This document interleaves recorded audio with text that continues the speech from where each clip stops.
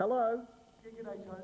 Yeah, sorry, could you speak up a sec, please? Yes, mate. It's John Farnham here, mate. G'day, John. You simply put a finish. Go ahead, please. We've got our first caller on Grand Final Footy Talkback. Hello? Yeah, g'day, Tone. Yeah, sorry, could you speak up a sec, please? Yes, mate. It's John Farnham here, mate. G'day, John, how are you? Mate, really, Glenn and I are sitting here and the bride's here with Gaynor, and mate, I know that you're talented blokes, and I knew you'd get on television one night, mate, really, sincerely, and I'm saying that from the bottom of my heart, mate. No, Yes, really. right. No, sincerely, mate. Yeah, terrific. But you have a question? Well, mate, and to all those people in the country, I know they're doing it hard, and I just want to say one word to them. I just really want to say just one word to them. And what's that word? Just take it easy and keep going. What's that? Right, Steve. But, mate, really, as I mentioned, I've done a couple of benefit concerts, over the last couple of months. Yes. One thing really concerns me, Tone. What's that? Well, your grand total for the appeal is going backwards. It's down to $1,601.30. Right, well, I think We'll leave that one there. We'll go to the next caller, Tony. Next caller's there. They're there now. Hello? Yeah, g'day, Tone. Yes, this? Yeah, Donny here, mate. Hello, Donny, how are you? I'm Crook, mate. Right, whereabouts you calling from? A lunch. Well, yes, it's been going quite some time. Yeah, mate, and I've just seen the telethon you're doing. Yeah? And me and the boys have had a whip around down the pub here. It's not a telethon. Yeah, and we're prepared to give $10, but we'll double it if Garry Sweet takes his shirt off.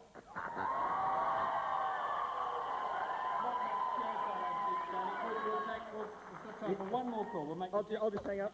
last call now. Okay. Hello? Hello, Tony. Yes? Tony, it's Digger, Tony. Hello, Jigger, how are you? Oh, Tony, Who do you- I've been following Collingwood for 357 years, Right, Tony. yes, Jigger. I've watched a lot of television in that time. Yes, Jigger. I've got some advice for you. Yes, what's that? Get off! We want to watch the 1990 Grand Final. So much for the listeners, Tony. Let's get an artistic version of what's going to happen. A prediction from the Coodabeen songster Greg Champion. Okay, a little song or two for the combatants tomorrow. Mickey is the Eagles coach. Mickey takes a tough approach. Working, he's got 'em working. Kemp is hot, but Langdon's not. Who's the best the West has got? Men wearing, they've got men wearing. But working, football's working. Now Mountain's cats are in the hunt. One man keeps them just in front. Hawking, Garry Hawking. Now, Worsfold has a tete-a-tete. Sumich has a funny way of walking. We're working, but working, football's working.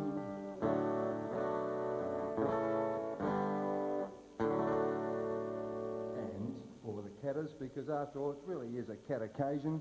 A song that you gentlemen can sing along with? Oh, good, Champ. You know it? You do know, I think. Driving down the freeway, past the Ford factory, going to Moorabool Street to watch the great Garry.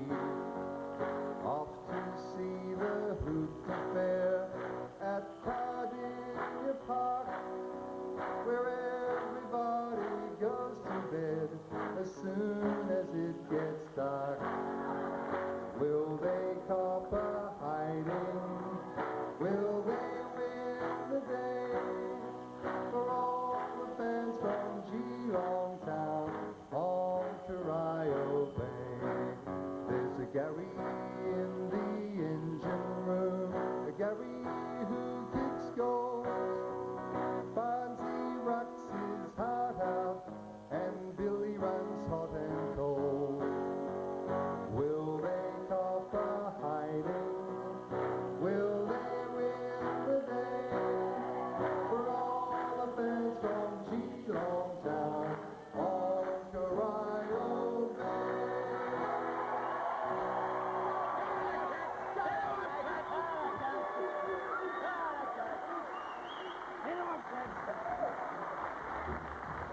Greg Champion and the Coodabeen champions, I think it was worth waiting for. What do you reckon? Oh, yeah. Okay. KB's finally made his way down to the Mountain View Hotel. Let's excuse me. Let's see what turned up. Come in, Kevin. G'day, Gary. Look, we're down here at the Mountain View Hotel, Ron Barassi's hotel here. We've got the best-looking girls here in the business. We've got the music men here. They've been entertaining everyone here, down here at the hotel. Over here, we've got some of the normal clientele that Ron has at his hotel here. That's one of the normal blokes here that drinks at Ron Barassi's hotel. Yeah. As you can see, that's the Swans' latest new recruit they got there, Gary. Let me tell you that. Yeah, he looks primed for it. Now, we've got a lot of fans down here. We've got Geelong fans and we've got Fitzroy fans and Swans fans. But over here, to win the 2 grand final tickets, you idiot. Over here, we've got the 2 grand final tickets and also the luncheon for 2 at the tennis centre. And our winner is the first person here, which is the Richmond person.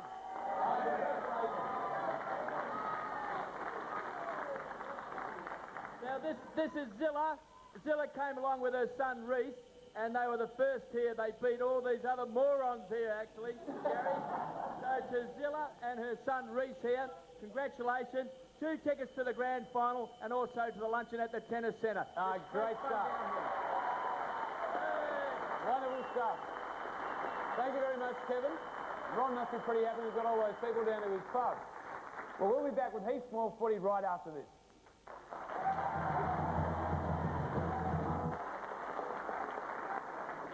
All right. I got my scarf, got my old coat. I got a 40 game to go to. 40's on, 40's here again. Back to greet me like an old friend. And yeah, that's the thing about, that's what I like about. Yeah, that's the thing about football.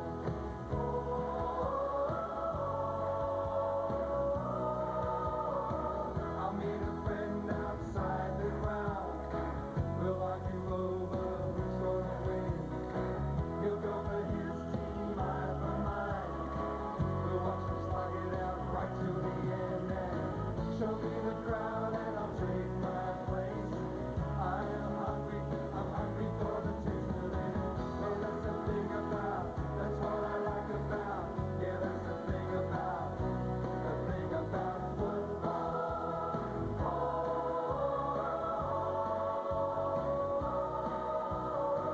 That's what football means to me. That's how I like my footy to be.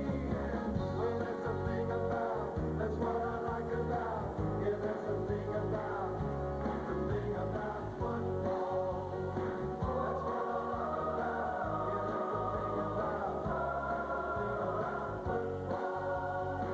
That's what I like about. Yeah, that's the thing about. I got a long road to walk down to catch a tram to my favorite ground. Use my legs, use my voice, make some noise support the boys. And that's what football means to me. That's how I like my footy to be. Yeah, that's the thing about, that's what I like about. Yeah, that's the thing about football. That's what I like. Yeah, that's the thing about football. That's what I like about. Yeah, that's the thing about football. That's what I like about. Yeah, that's the thing about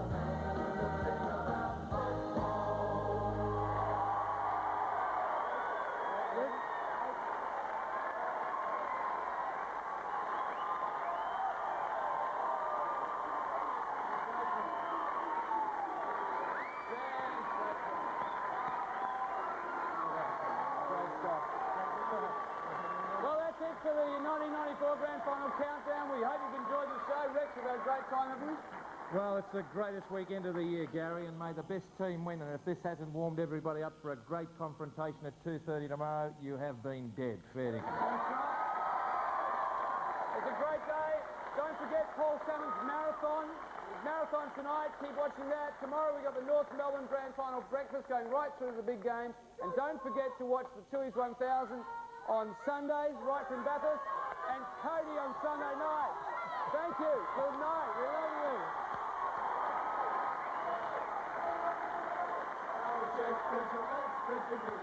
Oh, lean out, chestnut, kick a goal, kick a goal. Lean out, chestnut, kick another goal. I am the 55, I come from down your way, and I can play. What can you play? I can play the pig and the cheer. Oh, willy, willy, willy, go, willy, go, willy, go, willy, willy, willy, go, willy, willy, go. Oh, final chest, split your legs, split your legs, split your legs. Lean that chestnut, kick another goal. I am the 55, I come from down your way, and I can play. What can you play? I can play the Garry Bartlett. Oh, yeah!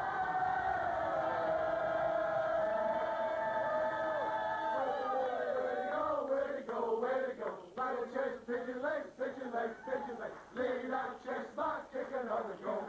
I am the 55, I come from down your way, and I can play. What can you play? I can play the Tony Lockett. Oh, kick some goals, get into combat, get suspended, come back, kick some goals, get up there again. Oh,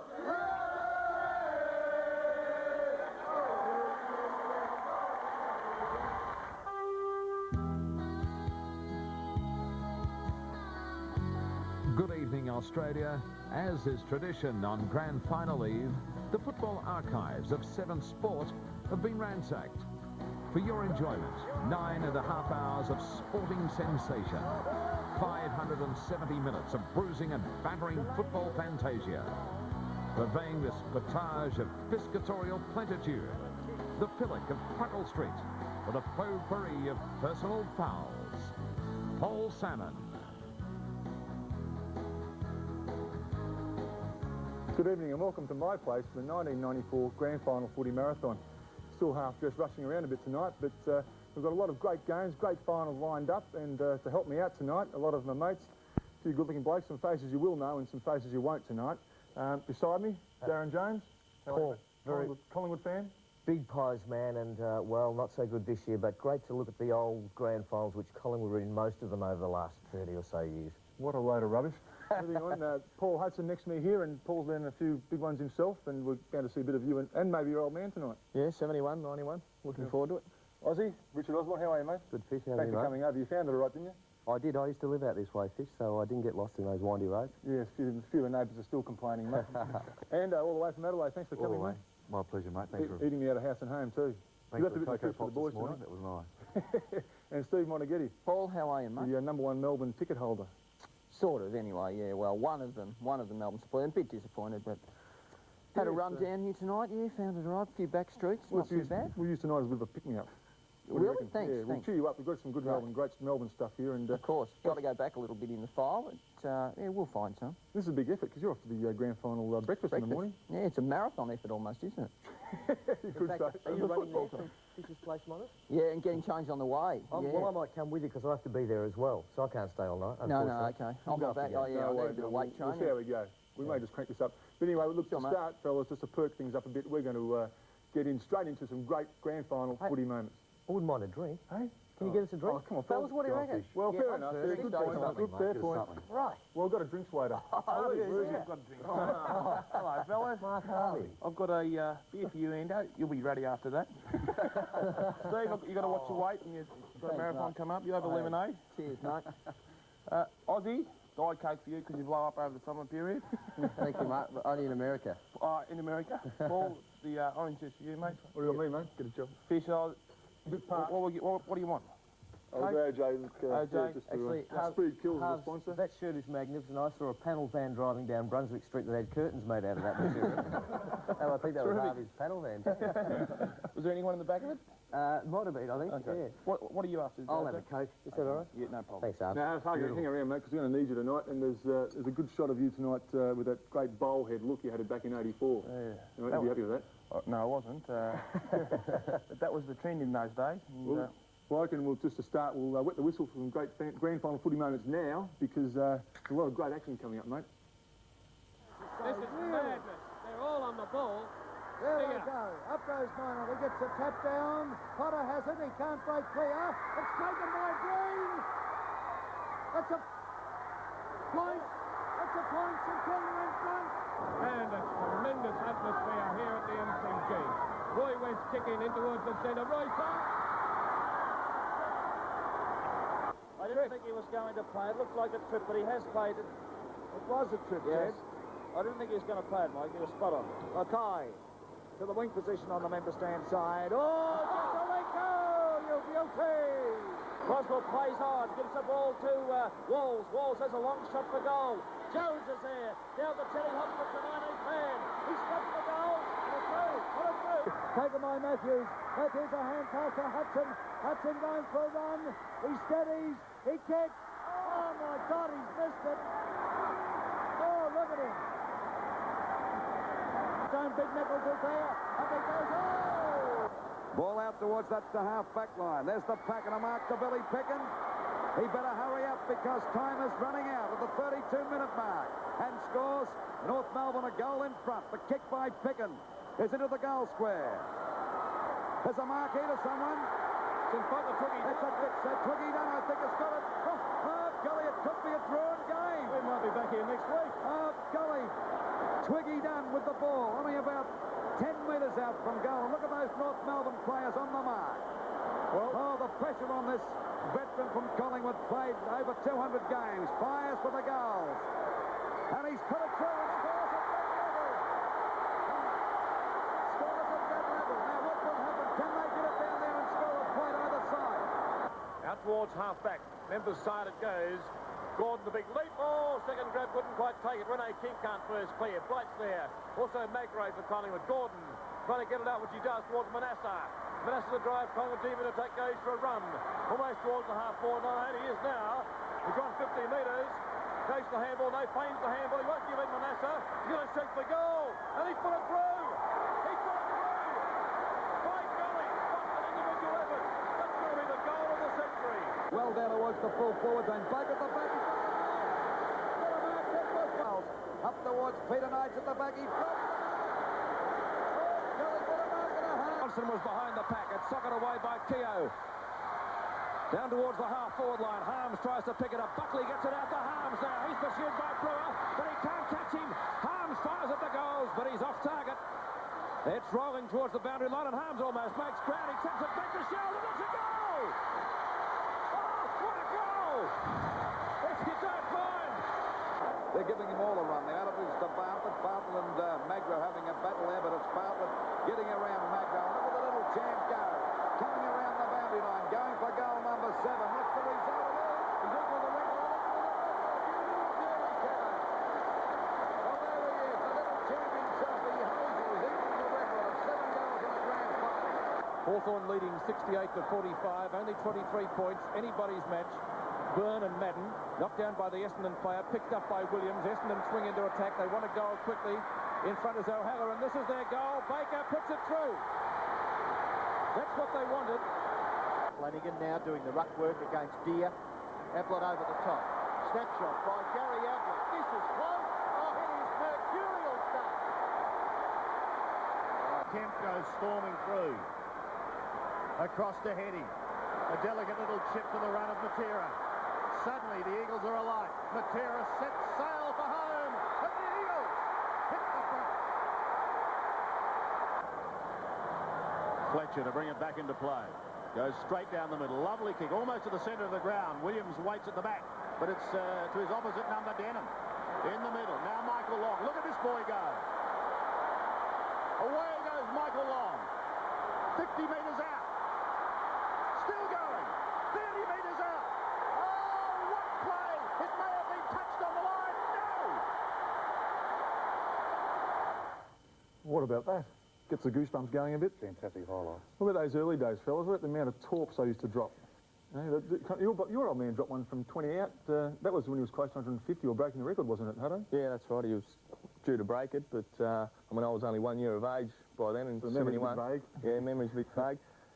got a bit of a story about that. The old man didn't have much of a memory either. Cowboy Newell gave him one in the air, and he was on the bench at half-time. And Kenny Beck, I think, was the other player.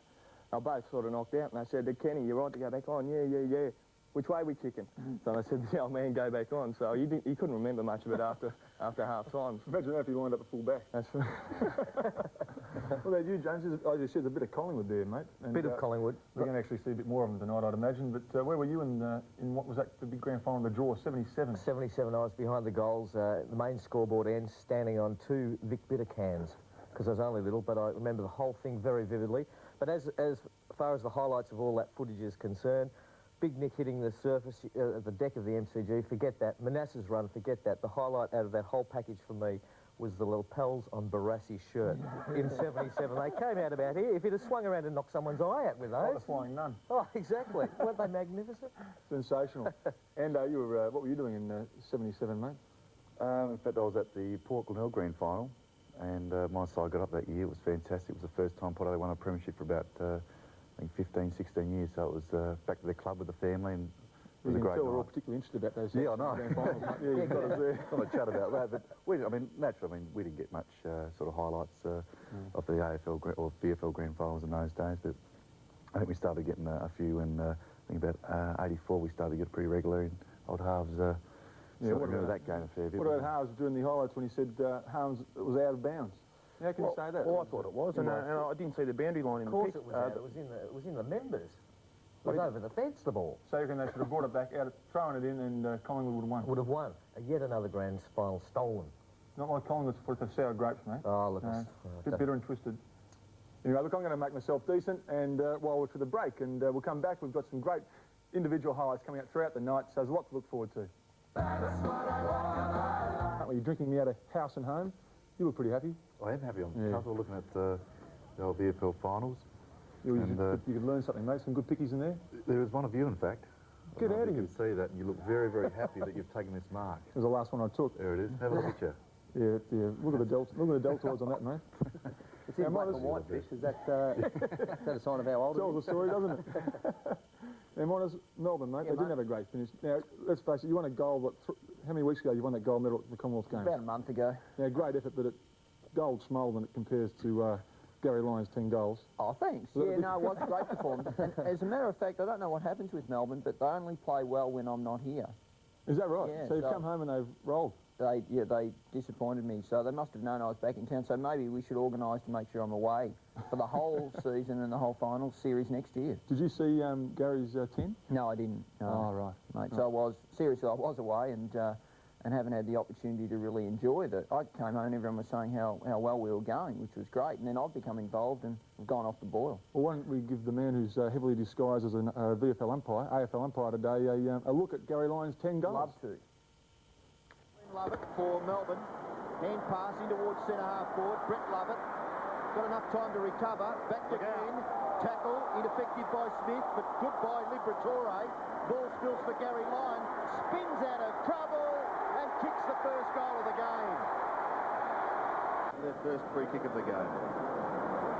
Well, I suppose there's a bit of logic behind that, but only 4 minutes ago. Shocking kick by Steins. Gatherers by Tingay. Tingay with his 4th possession, kicks the full forward, great mark. Well, there's no doubt about that. He is a wonderful player, Garry Lyon, the Melbourne captain. 192 centimetres, and Steve Prediuk 183. Will get the distance easily. And no problems with the accuracy. Second goal to Melbourne. Tingay keeps his footing and is rewarded. The little pass, I think it was meant for Viney. Viney has marked it left half forward. He's been called to play on. Goes back onto the left foot. The pass is good. And Lyon causing the Bulldogs plenty of problems. Well, poor old Steve Prediuk, he's had a couple of horror first quarters to endure. He came through it pretty well last week. This man filling in admirably for the loss of Alan Jakovic. Garry Lyon, again, you would think he could kick the distance. And he's got the perfect score, 3 for 3. House is here today with cohorts. Tim Jess as Lovett sends them down towards Lyon again. With Malthouse looking at these two sides. At the moment, they'll be having a close look at the Demons. And in particular, Garry Lyon. Matthew Croft now has gone back to pick up Garry Lyon. And Steve Prediuk is on Martin Pike. From the throw-in, Irving doing it, love it at the back, gets the hand pass away to Todd Viney. Viney spears it into Lyon. And that'll be 50 metres, thank you, Matthew Croft, and a certain goal to Melbourne. There's the replay of that incident, and Matthew Croft very late. Lyon directly in front. The D's are on fire. Well, Melbourne leads 7-5 to 2-7. Footscray kicked their second goal about halfway through this quarter. Now, they need to really stand up here. Dyson kicks to the front of the goals. Lyon again. Well, let's not build him up too much because he's got to finish it off. And it's hit the post, I think, isn't it? No, it's a goal. 10-7 play, 7-7. Melbourne lead again by 3 goals. And they go surging forward. They're answering with effectiveness and use of the football. Garry Lyon from about 50 metres. Oh, what a kick. What a magnificent kick by Lyon. It's his 7th goal. Oh, Reynolds has come undone, maybe. Love it. Applies a tackle. They've still got possession. Phoebe, this is Matthew Phoebe. Floating kick to Lyon, and he marks directly in front, 25 metres out. Kicking from 30 metres. Directly in front. He floats it through. Garry Lyon just points to the goal, says, don't worry about us. But he does. He chips into the pocket, and he's found him again. Well, Southern's now full back picking up Garry Lyon. So, Sophie Balance booted 11 in 1931. 8 goals to Collins of Carlton, Toomey of Collingwood, and Wade of Geelong. Here's number 10 if he's accurate. And he is! What about that? That would have to rank. Any arguments? One of the best individual performances in the final? During the third quarter too, didn't he? He kicked quite a lot in that third quarter. Did you get a crack at him, Aussie? No, I was up the other end of the ground, unfortunately. As you said, Fish, it's probably the best individual performance I've ever seen in a finals game. Really? And perhaps in any game. I know that's a big statement because Ablett's such a freak, but he was just unstoppable. And some of those goals he was kicking from angles and 50 metres out, were just going straight through the middle, so we just couldn't stop the guy. Yeah, what do you put that down to? Because, I mean, a lot of the passes were just brilliant. I think the control they had in the midfield and the way they were kicking it to him, I felt sorry for our backs. It just couldn't have stopped the way they were bringing the ball down to him. How many different opponents did he have, Aussie? I'd say 2 probably. They swapped Danny Southern and Steve Crudup with him, so as I said, if they put 10 guys on him, the way he was playing and the way the ball was coming down, it was pretty hard to stop. But unfortunately, it was a delight to watch. Yeah, it really was. We've got plenty more of those individual stuff coming up later, but now, Miners, we've had the thrills, mate. There's a few spills we've got to give to the Melbourne fans. Oh, do you have to? Just recently. Maybe this is time for me to go. Early departure if you're going to start showing those. No, mate, you just hang in there because they don't really need you at the breakfast. You're just going to, you'd be fools are good by the time you get there anyway.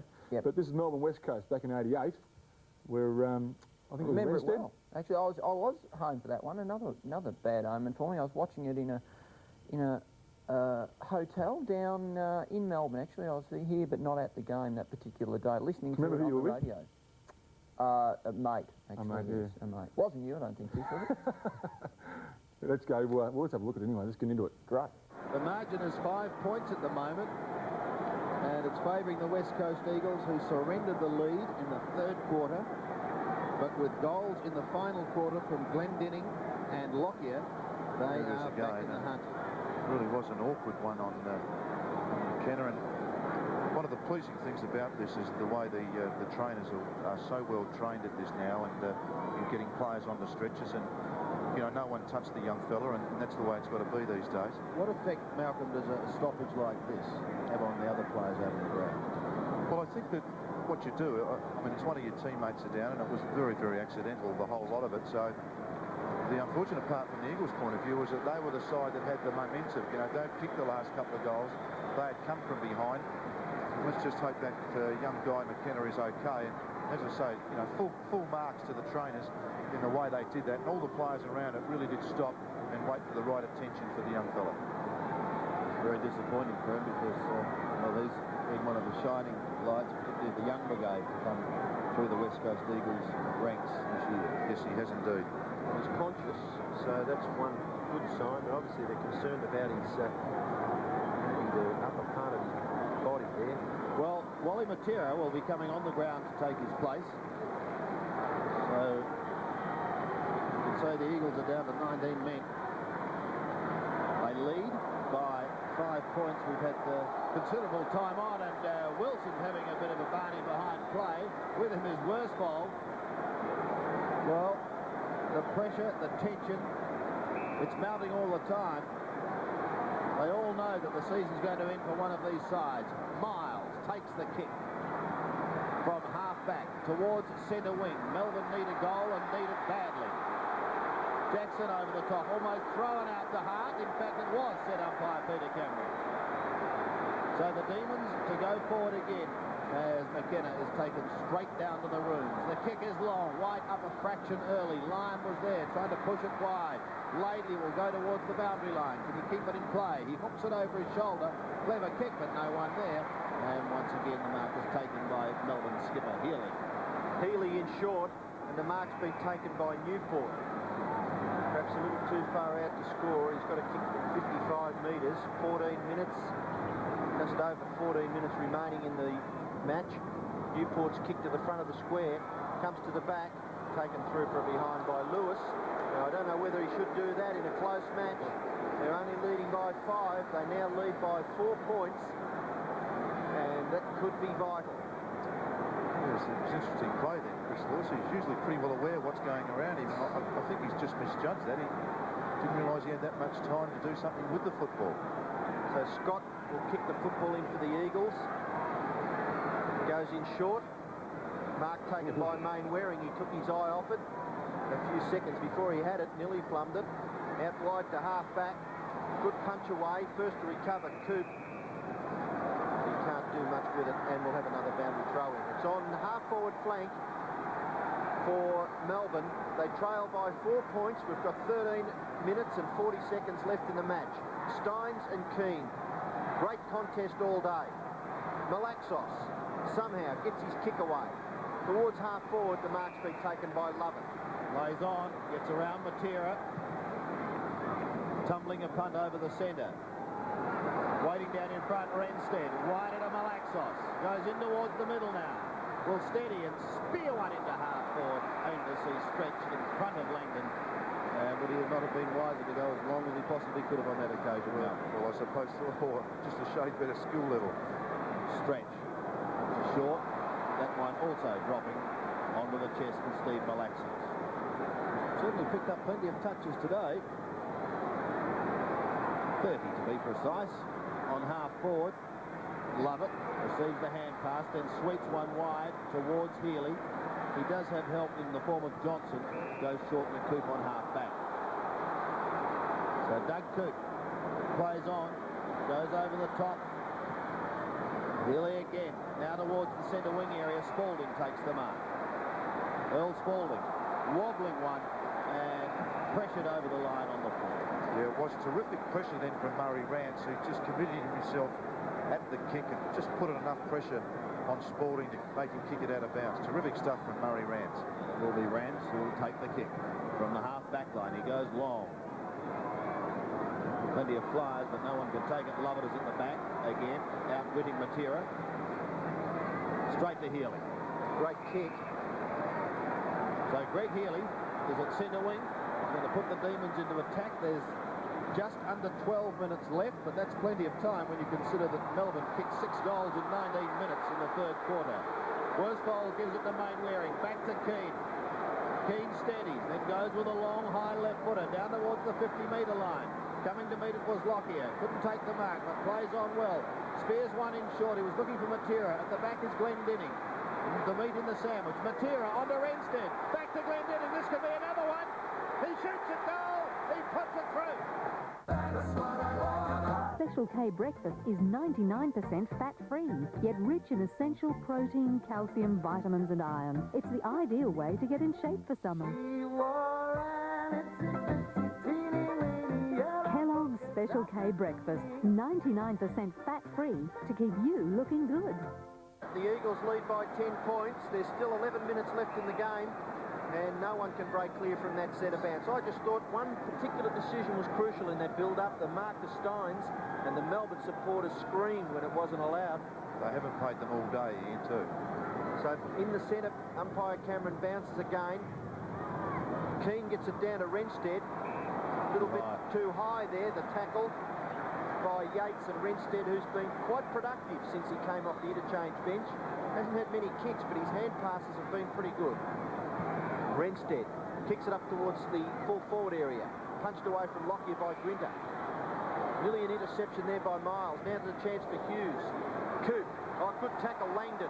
Coop again goes after it. Gets the hand pass out. Grinter, maybe advantage paid, yes. Grinter up towards the wing. Mark to Spalding. Demon's not done with yet. Spalding looking to play on. Lewis tackling or minding the mark. Spalding's left foot kick towards centre half forward. White at the back. Takes the mark. He's at centre half forward, too far out to score. Just sparked them up like it did in the third quarter. A white mark.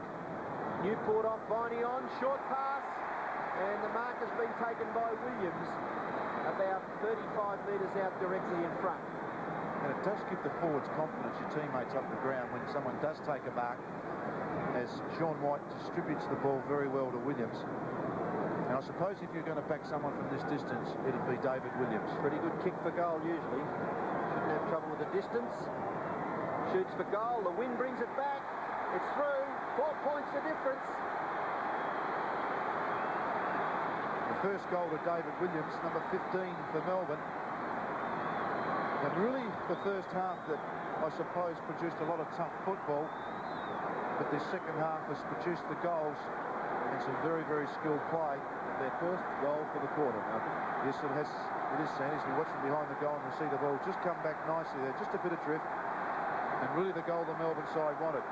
It is certainly on in this elimination final. 9.5 minutes remaining. From the middle, who can win it out? Langdon goes to ground. Coops burrowing in there. Can't get it clear. And so he'll have another bounce. And can you believe that your whole season work now relies on this last 9 minutes of football? That's what it's come down to for these two sides. Just one kick in it. Steins, but well smothered by Keane. Lovett still gets a kick wide. The race is on. Rance does it well. Spearing a hand pass back towards Mainwaring. The idea was right to get it onto Matera, but Coop intercepted. Down towards Wilson. Steadies. Pushes one in towards full forward. Scott is there. Goes for the hand pass, but it goes straight to Jackson. He's well claimed. Laidley pulled up the football. He got rid of it. Wilson, a high kick in towards full forward. But there is Jeff Miles on the last line of defence. Plays on quickly, getting the hand pass across to David Hart. Hart from the back pocket. Towards centre wing. At the back is Langdon. Recovers well. Will come in with that left foot. No, elects to use the hand pass and probably should have kicked it. Healy and Langdon again. Healy could have been shoved in the back. The ball goes over the line. He says he was shoved in the back, Peter Cameron. And so Greg Healy to take the free kick. Plays on quickly. Kicks it up towards the 50-metre line. Marking contest at the back for Laxos. Nearly gathers it. Now he does. He's tackled by Lovell. At the back. Hart. Oh, held, but he didn't have it to Scott. Play on now. Advantage paid for Laxos out wide. Keane running in towards the centre. Laurie Keane, who's tried hard all day. Long kick by Keane towards centre half forward. One-on-one. Punched away. Melbourne defence under enormous pressure. Grinter up to it. Gets a left foot kick wide into the centre. Coops a chance and takes the mark. He can play on. Runs up towards centre half forward. They're trying the short passes, the Demons. Chance for Spalding. At the back, Jackson. Off it goes to Williams. Over the top. Lovell punch for goal and puts it through. Magnificent goal by Melbourne, and Andy Lovell kicks his second, and Melbourne lead by 2 points. The other end of the ground, Harvey wouldn't know what was going on because Hughes and Glendinning started in Northern. Well, what a remarkable second half of football. And now Melbourne hit back after the Eagles looked to be just forging ahead again as we watch this build-up. Jackson was an excellent pickup, and Williams with the left hand off to Lovell. And Lovell, who really showed a lot of composure for a youngster, kicked the goal to put Melbourne in front. So we're back in the centre. And Melbourne have hit the front by 2 points. Stretch takes it out of the middle. Towards the 50-metre line he goes. Can Melbourne go on with the job? Can the Eagles come back? It's a mark to Matera at half-back. Plays on. Looking for Keane in the centre. Plenty of height. Hart. Right in the middle. Hooks it over his shoulder. Kicked blindly on that occasion. And goes to Lovett, who's been playing very, very well. 19 possessions for Brett Lovett. Wide to Lyon. Now Steins. Big fella can't pick it up. And sees it over the line. We saw Guy McKenna leave the ground. Bitsy Marshall, any news on the young man? Sandy, he's feeling very sore and sorry for himself. He's had a very hefty kick in the ribs. He's in a lot of pain, but he will be okay. Well, that's good news for those people in Western Australia that know him. Yes, he must have also got a kick in the ribs in that, as well as the high head tackle. And a bit of concern being shown by John Todd now. We've got just over 6 minutes remaining, and there's one straight kick. Over the top line, can't really get the ball out. Worsfold, Miles in there, and umpire Cameron decides to come in and ball it up again. Well, John Morty didn't have much hair on the top of his head before he started the match, probably losing a bit as the day wears on. It's a tight match. Wilson, Lyon, close to the line, and he takes it over, and we'll have another boundary throw in. So it's on centre wing on the outer side, and Melbourne lead by 2 points. It's under 6 minutes now. 5.5 left in the game. Steins over the top. Lewis can't break clear. Keane tries a quick kick out of it. There's a free kick being picked out. Lewis has been held and he didn't have it, and he'll take the free kick for the Eagles. He goes for the long one towards centre-half forward. Oh, he nearly had it there, Lockyer. Out the back, Malaxos. Tries to get the hand pass away. Renstead, Turner, they raffle it. Renstead over the top now. Puts Miles under pressure. Quick left foot kick. Johnson. Great player, Alan Johnson, and he kicks it wide. The safety of the line. Will it go over? It's very close. Yes, just in front of the Eagles player in Mainwaring. And the Demon supporters are happy, but don't clap too soon because we've still got 5 minutes left. There's the throw in. Turner pulling it back. Johnson couldn't take the mark. Glendinning still going. Hughes a hurried kick and a diving mark at the bottom of the pack is a good one taken by Durst. Oh, and he's spread his hamstring too. I wonder if it's hamstring or cramp. Looks like just cramp. Hopefully for Jamie Dursman. He's done a very good job at centre-half back. Yes, the past fortnight has been a good one for him. He goes short to Cook, who plays on, and goes over the line and another throw in. Gastev, the tackler. Pretty tired players, I would suggest. Yes. Very desperate. Hasn't always been pretty. It's a final, and anything can happen as Hart fires towards goal. He's got it! If you want to look your best for summer, latest research shows you should cut down on fat. The Kellogg's Special K breakfast is 99% fat-free, yet rich in essential protein, calcium, vitamins and iron. It's the ideal way to get in shape for summer. Kellogg's Special K breakfast, 99% fat-free to keep you looking good. And 52 seconds remaining. Keane taps it out. Who can get it clear? Lyon, a hurried kick, gathers little distance, but it's effective because it finds Earl Spalding. At this stage, you look for anything, particularly a 50-metre penalty. To half forward, White jostling for front spot. Scott effects the spoil, waiting down his level, but a great smother. Malaxos on to Matera. The hand pass over the top to Renstead. Another one to Rance. He's back in the middle of the ground. Rance, the left footer, will go long up towards the half forward line. Printers in front, couldn't take the mark. Langdon waiting down. Lewis a chance. Hooks it round his body, but he hasn't hooked it far enough, and the ball goes out of bounds on the ball. Sensational smother up there, wasn't it? At centre-half back for the Eagles. Kick in will be done by Johnson. Can Melbourne get back with 3 minutes remaining? Out towards Dersmond, punched away. Lewis, close to the line. Skillful, left foot kick around the corner. Yates takes the mark. They've got to play on. They must play on Melbourne. It's desperation stakes down with just under 3 minutes left. Miles takes the mark. And they're holding on grimly, the Eagles. They lead by 4 points. Miles going for the long kick, which is good stuff at this tight stage of the match. Up towards forward pocket. Punched away. Steins over the top. Lovett. A flick on.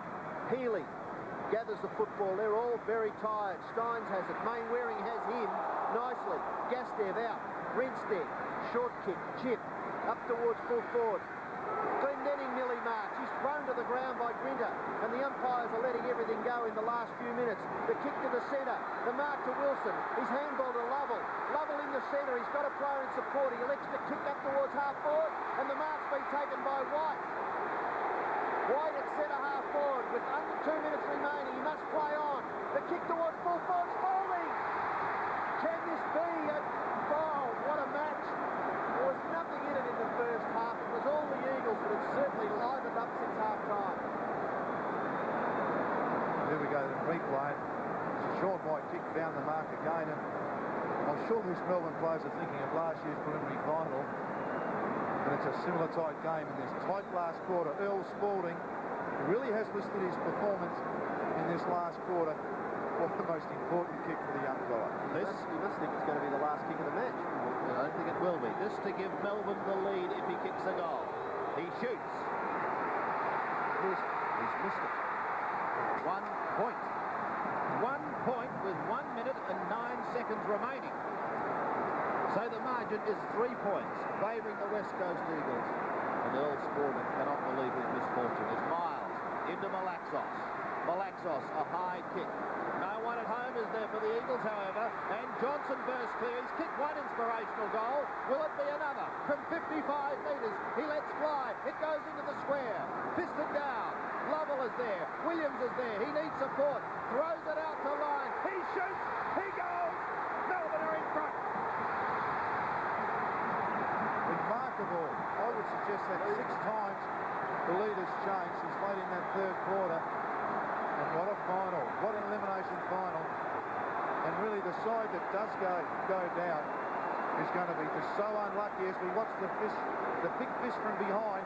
The ball falls free. Williams was creative with the handball, and Lyon with a freakish ability kicked a great goal. And the West Coast Eagles now have 37 seconds to win the game. 30 seconds. Rob Northey can't do it, I don't think, Sam. They need everything in their favour from this contest. Fist out and straight down the ground. Can it happen? Goals have been scored in 30 They're going to seconds. try. Matera may have the chance. He fists it on. Down towards the half-forward line. Malaxos picks it up with his left foot. 10 seconds remaining. The shot by Renstead is off target at 1 point. And that will be the decider. There it is. Victory to Melbourne by 2 points.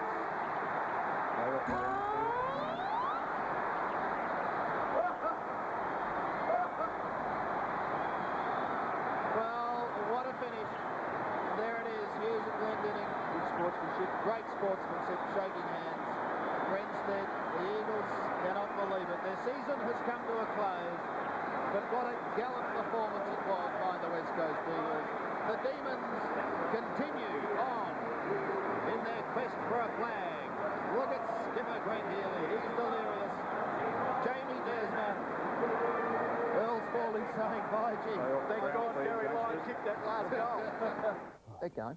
Yeah, no, truly I was. I was up the stand with. I remember it very well because I was with Laurie Prosser, a bloke from Ballarat, who had a little bit of an involvement with the side, and you may remember, you know, the story. Jimmy Steins beat me up Mount Buninyong. That was Laurie was involved with that. Yep, and were you in? Johnny you were at Northey. the peak of your fitness at the time, and you got no excuses.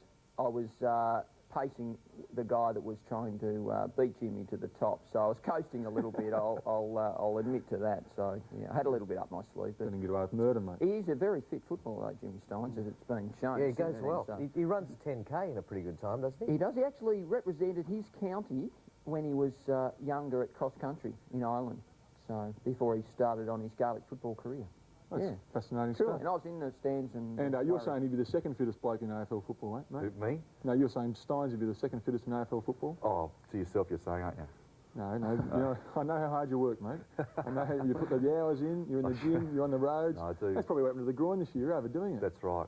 Bit fatigued. How is it, mate? Yes, it's good. You've had the op, haven't you? Yep, a couple of weeks ago. Spent 3 or 4 days in hospital, but starting to do a few run-throughs now, so... So hands off for a few weeks? Hands off for a few weeks and back in at start of pre-season, so... yeah. Hey, listen, I've got a fond memory for you, mate. I thought you'd like to see this one. This is where Steinsy... On the subject of Steins, just accidentally, it was not his fault. You know, we all forgive him for it, but the 87 Preliminary. He was a bit too Missed fit out by a that day, I whisker. think. Down. 26, 28 and a half minutes have gone. Alan Jeans has a close look at the situation. The long kick taken by Swab, plays on. Langford comes out with the ball, drives it down. Buckenauer trip. Buckenauer's free kick. Siren sound. There's the siren, and he's got a kick from 55 metres out. I don't think that... It's 15 metres! 15! What pressure on Garry Buckenauer. He is a champion. He is a great kick. If he kicks this goal, Hawthorn are in the grand final. The umpires haven't heard it yet, I don't think. If he kicks this goal, Hawthorn are in the 1987 grand final. If he misses, Melbourne are in. There's the kick. It's a goal. It's a goal. Hawthorn have won with a kick after the siren. What a performance. A magnificent performance this by Hawthorn. Poor old Melbourne. You've got to, the hearts go out to the Melbourne Football Club. Stephen Stretch can't believe it. But there's the character. That was a courageous win, that by Hawthorn. They were down and out, Bob. Well, look at the expression on the fans. Look at Earls fooling. Oh, what a finish. Mate, heart-stopper. Take us through it, Moners. Unbelievable. Come on, mate. Tough I moment, would have hurt, didn't but... yeah, it was a tough moment for... yeah, there was nothing you could do about it. One of those things that happened. It was just a pity it happened at the most crucial time of the game. Mate, things like that happen, though, at other times during the game, and you wouldn't pick it up, would you? It's all timing, of course. A bit like last week, but with Bartlett, that, you know, Mickey, you know, how do you pick one moment in the game when there's so many other significant things that were a factor? If we had been a bit further ahead, it wouldn't have mattered, would it? Yeah, now let us let on a bit of a secret about marathon runners, mate, because we see how soccer players bond after a goal's been kicked. We just saw how Hawthorn bonded a bit. Like a little bit explicit, I thought, but what about marathon runners? Do you ever sort of leap on one another at the end of a race? No leaping. I've never seen it. We dive and fall and crash on each other. We share stretches. I saw Tanya lay a shirt front on you at the end of, that's your lovely wife, Tanya lay a shirt front on you at the end of the racing at Victoria. Yeah, Canada. I was feeling pretty good on that particular occasion. Normally there's not too much excitement at the end of a marathon. And maybe the boys are just curious, the shades, mate, when you're running. Good look. Very significant part of my race plan. Don't you think? We've got the gloves in footy, you know, maybe the shades are the next thing. Serious, bit of glare there. Well, Gary Lyon didn't need the gloves. 10 goals. I still can't get over it. There's plenty more where that came from, but we'll go to a break and come back with plenty more action. You left us there. What were you up to, mate? You left the room. What was going on? A bit of a rustling going to the bathroom. Not that, mate. Just grab another drink. Oh, another drink. That was all, and drop the bowl of chips. I've just been attacking them all night. We're almost gone. We've got hours to go. I'm almost out of stock. Them. Well, the drink later will be back soon anyway. Moners? Mate. Weak, mate. I know, sorry, it's a pretty ordinary performance, isn't it? Past your bedtime, mate, or something. Oh, I've got to run down there. Better start early, hadn't I? Where are you staying while you're in town?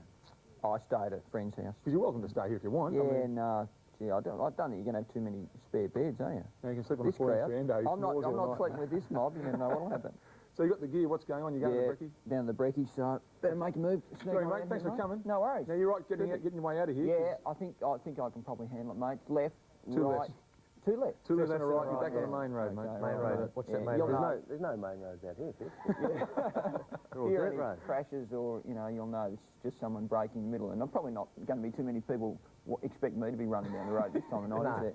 Righto. There's one bloke who's going to break down the side of the road and worry about going for help. It's not going to be you. No, not at all. So, well, drive carefully, mate. Thanks, mate. Okay, cheers. Have a good rest of the night, fellas. See you, mate. Later. We won't talk about it while you're gone either, buddy. No, I bet you won't. See you later. Only about Melbourne. Yeah. See you next week, mate. See you, mate. Bit parched, yeah, mate, you take over. Yeah. Thanks, Harv. See you, mate. Oh, back again, fellas. Where are the drinks, mate? We're a bit I found something else more interesting. Where you been? I've just been out in the back spare room where Greg's sleeping. and I've run across his aftershave bag. His toilet bag? I found some interesting things in there, boys. We've got the peroxide bottle. We've also got, what else have we got here? Obviously, you've used a lot of that. We've got the coleslaw cream. We've also got the dog hair clip.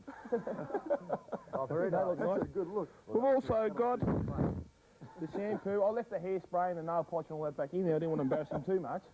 And I've got these rubber things in. I don't know what they are. They're not lacquer bands. No, I better leave them in there. What's that pink thing, mate? Is that a mirror? What is it? Yeah, it's his mirror. No, that's about to go. You come prepared, mate. Mirror. Prepared, mate. Yeah. His little touch-up wand. But there's some interesting things. I'm sure that's not all you're going to find, mate. No, I won't open it anymore. Well, you're only here to service drinks, buddy. So look after us, will you? I thought I'd bring it out. Embarrassing. No going to my room. You've been to Ando's. Joe's asleep, so... okay. No waking up the kids. Just be careful which rooms you wander into. Okay. I'm only allowed there when you're not there, aren't I? I'm not going to comment on that one, Fish. Mate. We better move, because there's plenty more action. Hutto, I just want to ask you, mate, your particular favourite all-time individual effort from a player. I mean, there's been many in finals, but what about yours? Have to be the 85 grand final. Me? No, sorry, mate.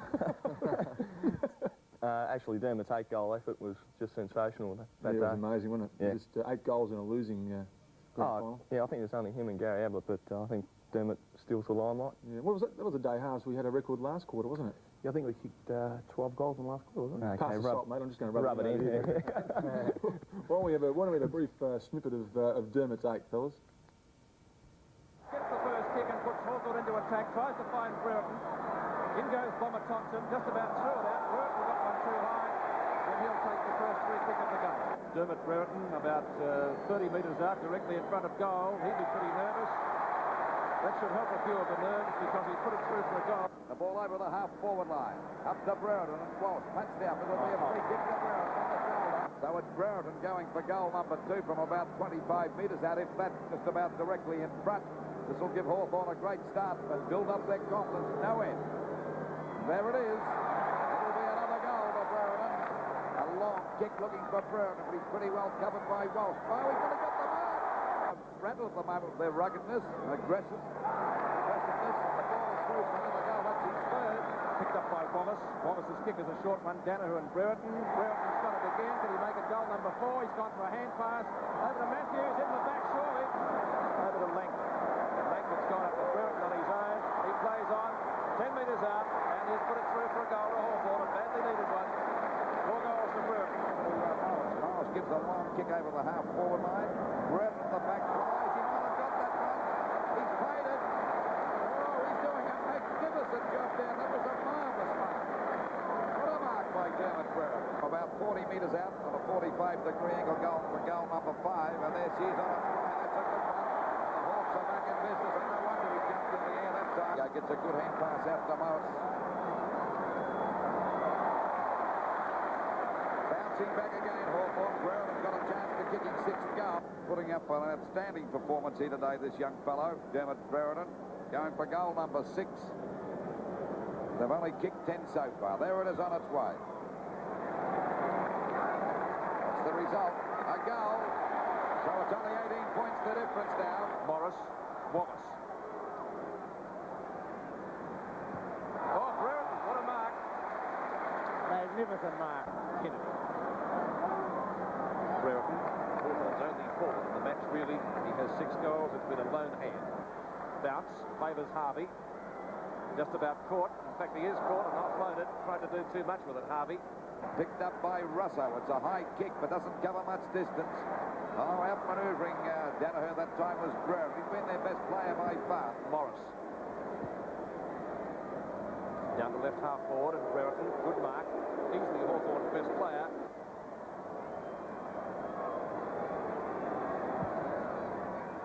That is close to another one.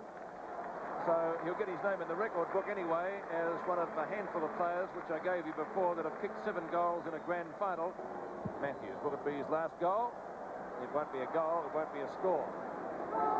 Bowles dispossessed. Brereton, he could get his name in the record books if that's a goal.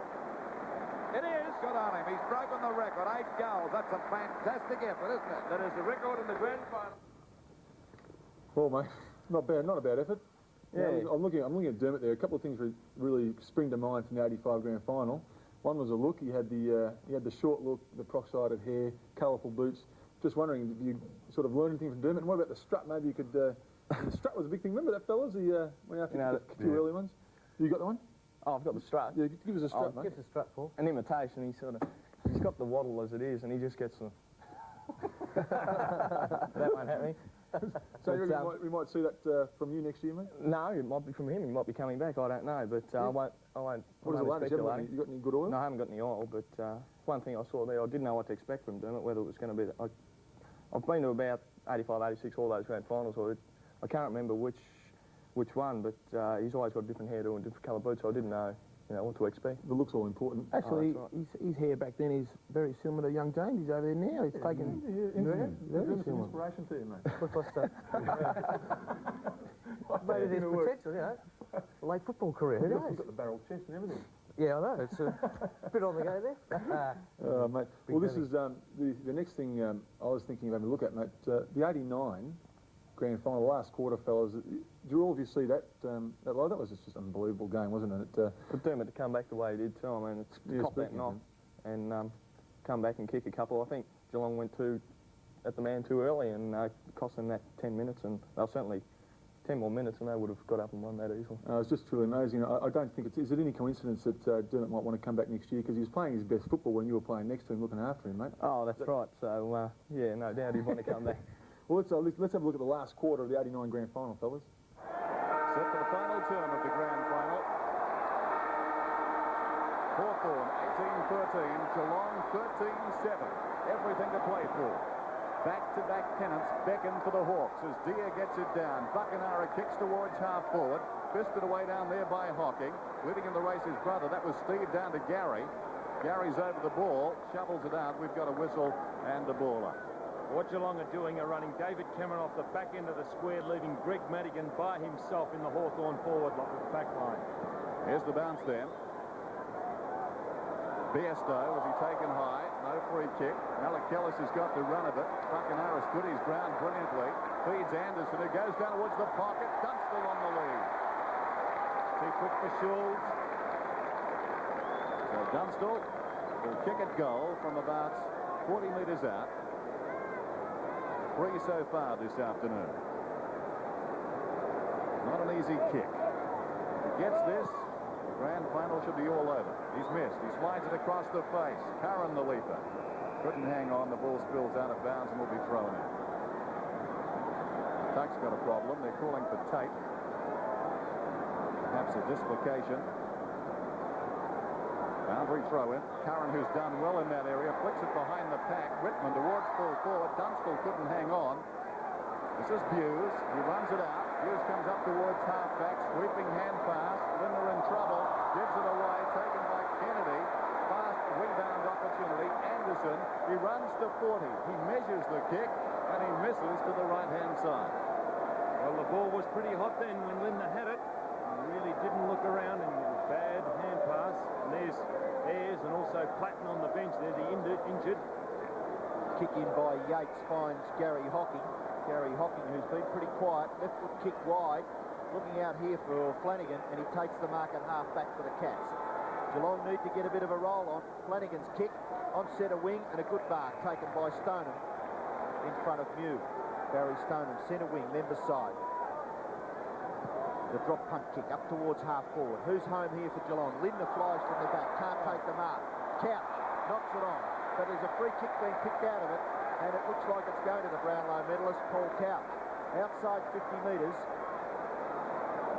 A little too far out to score, I would suggest. But if he can kick it up into the goal square, Ablett at the back, asking for the ball to be delivered high. It's there. Ablett can't mark. Langford can. A solid performance by the Hawthorn defender. So great positioning then by Langford. Great positioning. Langford now kicks after only 2 steps. It slews off the side of his boot, and Bairstow marks at centre half forward for Geelong. Move the ball quickly, Cats. No time to waste. Nothing left for the losers. The kick in towards the goal square. It's punched away by the Hawthorn defender, Langford, and through for a rush behind to Geelong. And Schultz going off. Or is it? No, it's Mark Yates. Yates, who's in a little bit of trouble in the third quarter. He's off now. Darcy's come back on there. He was injured, and he's picking up Brereton. He's also injured. Here's Langford. Member side with a kick. Madigan over the top. Juggled attempt at the mark, not paid. Quick hand pass comes across from Malakelis to Hughes, who goes goalward and misses to the near side. Well, Geelong have outscored Hawthorn in the last 2 quarters, only marginally. There's that contest we were talking about. In the first quarter, of course, the Hawks set it up 8-4 to 2 goals. The margin then was 40 points. Running repairs. Michael Tuck Half-time 37 points, three-quarter time 36. And it got closer still, but just with minor scores. The kick in. Wide of the congestion. Madigan, awkward bounce, played it superbly. Got it down to Collins, who scrambles it towards centre wing. Morrissey's over the ball. Well played. Great finesse. Morrissey breaks away. Boots it down towards half forward. Brereton. His aching bones couldn't quite get there. Darcy. He'll be aching some more. Great tackle by Jippy Domenico. Brereton tries to give it back to him.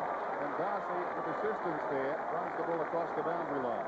John, they're going to look at this replay and learn that the pressure just goes up a little bit in grand finals, doesn't it?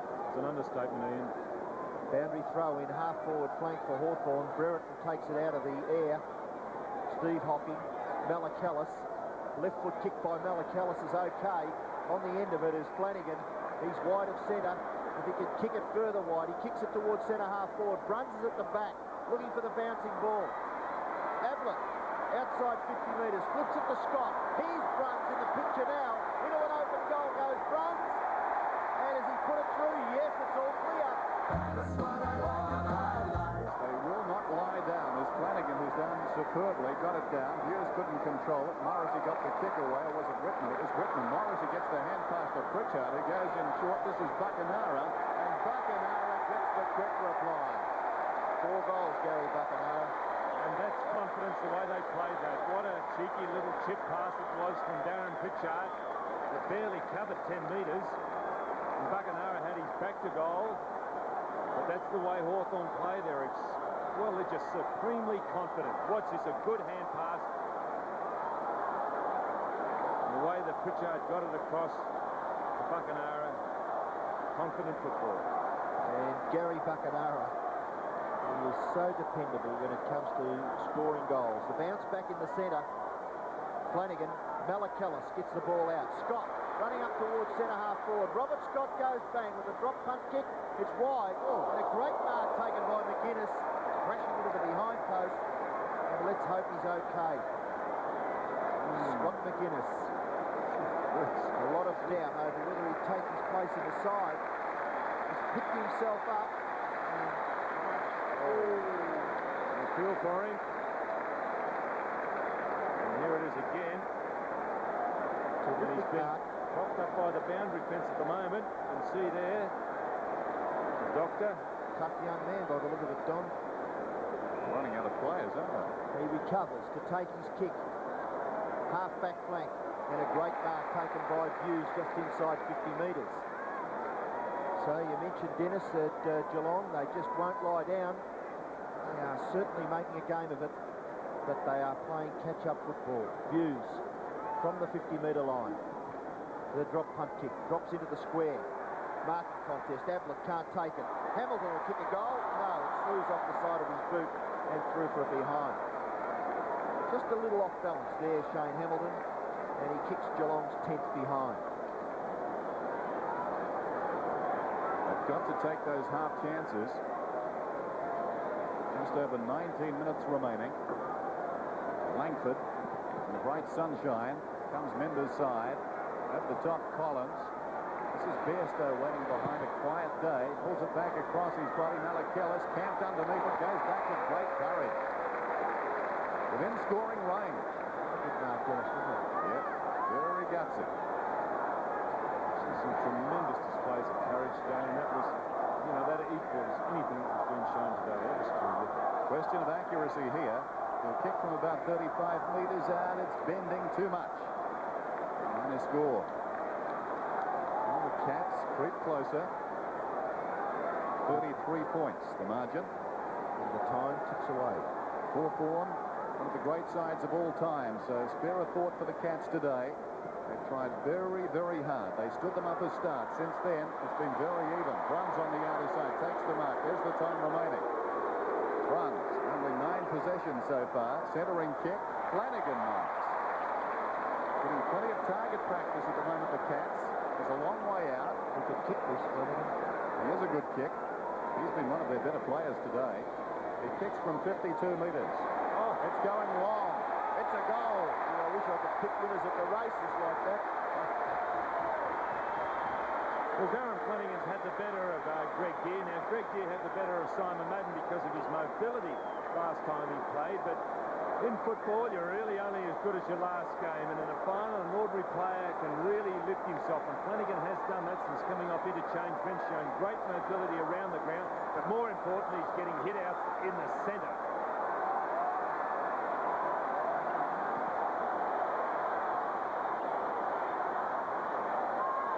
Geelong get the ball out of the centre again. It's up towards half forward. And a great mark, nearly taken by Madigan. Pushed off the ball, Kennedy. Stoneham gets it out to Malakalis. The short chip is effective. And the mark is taken by Garry Ablett. And there was Stoneham there. He's the workhorse at centre-half forward. He's had a very quiet day, Stoneham, by his standards that he's set this year. He's been an outstanding centre-half forward, but it was him who got the ball out initially, and it's finished with Garry Ablett. Curran's limping at the other end of the ground. And Geelong looked reasonably well, apart from Darcy. Question mark on him. Ablett goes for goal number 7, and he pins it.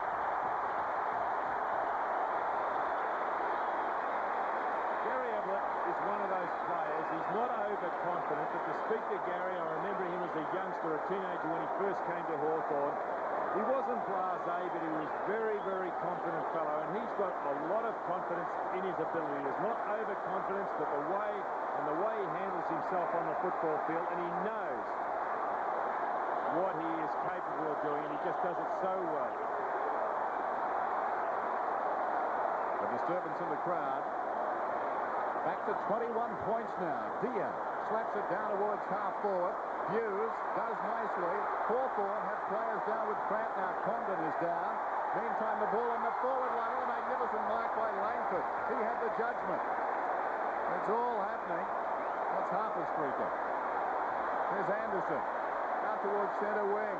The Hawks looking a little bit tired now. Over the top it comes. Pritchard. Have they got the poise to subdue one more challenge? At half forward, fisted away by Darcy. Boss has got it. Scrambles it high. Couch will come. Fisted away by Condon there. Hughes did well. Couch confronted and runs away. No great tackle. Whitman ran him down. Curran's got it. Kicks to about 20 metres out. Dunstall. Great use of the body. Has taken this mark. And maybe now they can quell this uprising. Gee, they've made some mistakes, Geelong.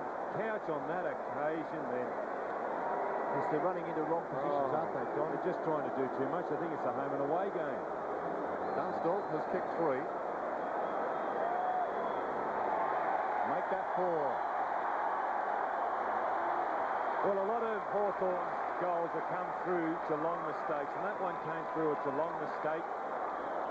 Why they try and run around and get themselves out of trouble on a half-back line in a pressure game. You can only do the instinctive thing, but Geelong are not doing it. Perhaps their instinct is all wrong. But a great goal by Dunstall. Yes, they've just had too many options up forward.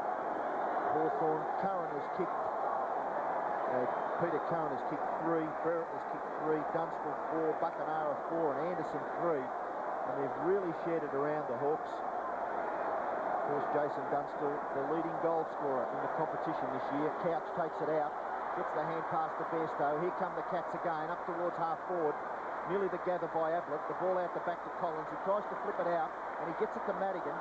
Madigan, fumbling was Mew. Scott. Opportunity for Whitman. Here's Ablett swooping on the football. Well tackled by the brother-in-law Tuck. The kick goes into the pocket. Hamilton close to the boundary line. Can he keep it in? He's one out. He flips it out the back. Close to the line again. Give it a Domenico. Gets the hand pass back. Collins clears for Hawthorn. Back in towards the centre. The mark is taken by Flanagan. Geelong still got their foot on the pedal and motoring home. Flanagan's kick to half forward. The mark is taken by Stoneham. And he's right on the 50-metre line. Can he kick the distance? Well, at this stage of the game, I've got my doubts. Early in the game, I think he'd make the distance. You're not much of a gambler, are you, Don? Not at this stage, Ian. Well, I'll have a go. I'll say he'll kick it. Barry Stoneham, a tremendous player. Been a little quiet. Centre half forward for the state side earlier in the season. Stoneham gets under it a little bit. The drop punt kick. Gets the distance and the accuracy. Well, there's been some magnificent kicking today for goal. And it's come from a long way out. It's a little bit like basketball. They can't get them around the goal, so they're going for three-pointers. And Geelong, it was Flanagan earlier, Bartlett, and now a long bomb here and a beautiful kick by Barry Stone. There's still a chance, Dennis, do you think? Yep, I think they are.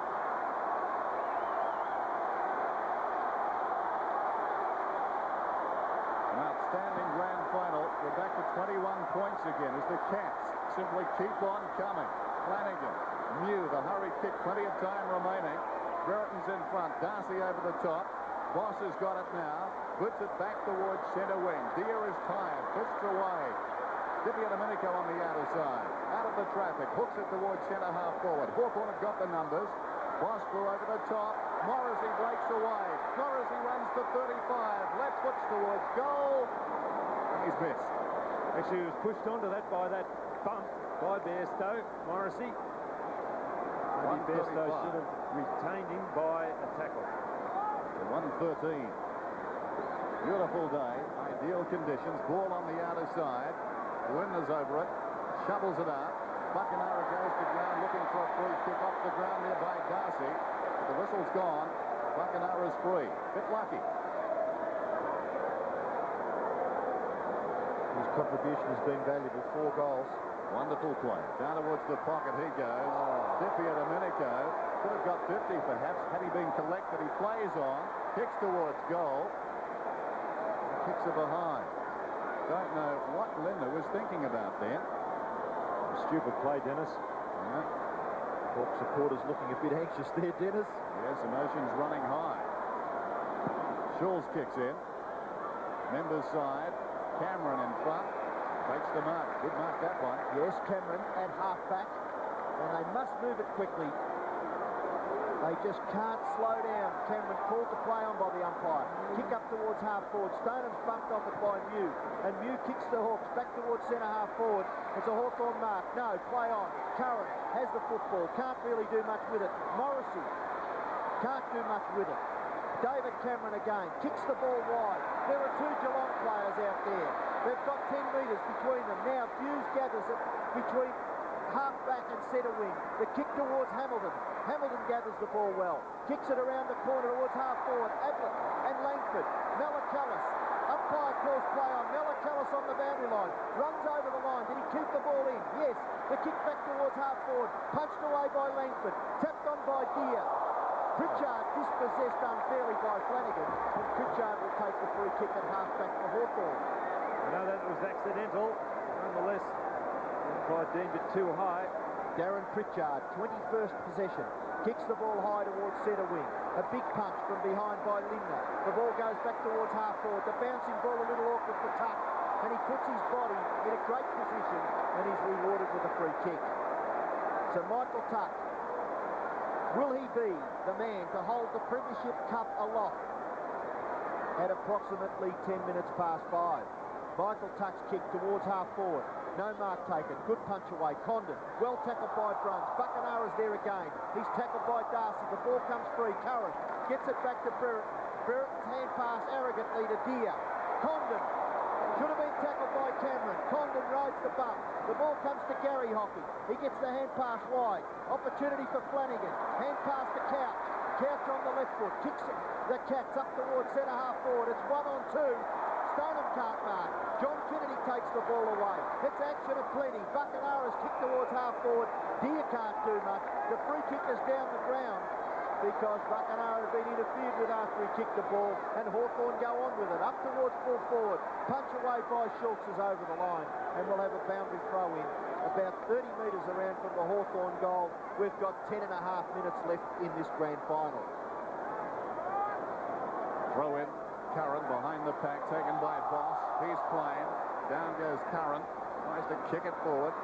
Cross it comes to Bairstow from Hockey. He's still running with the ball. Well played. Spills come across to Lindner. Lindner breaks away from half-back. A second bounce. Carries into centre wing. Well shepherded.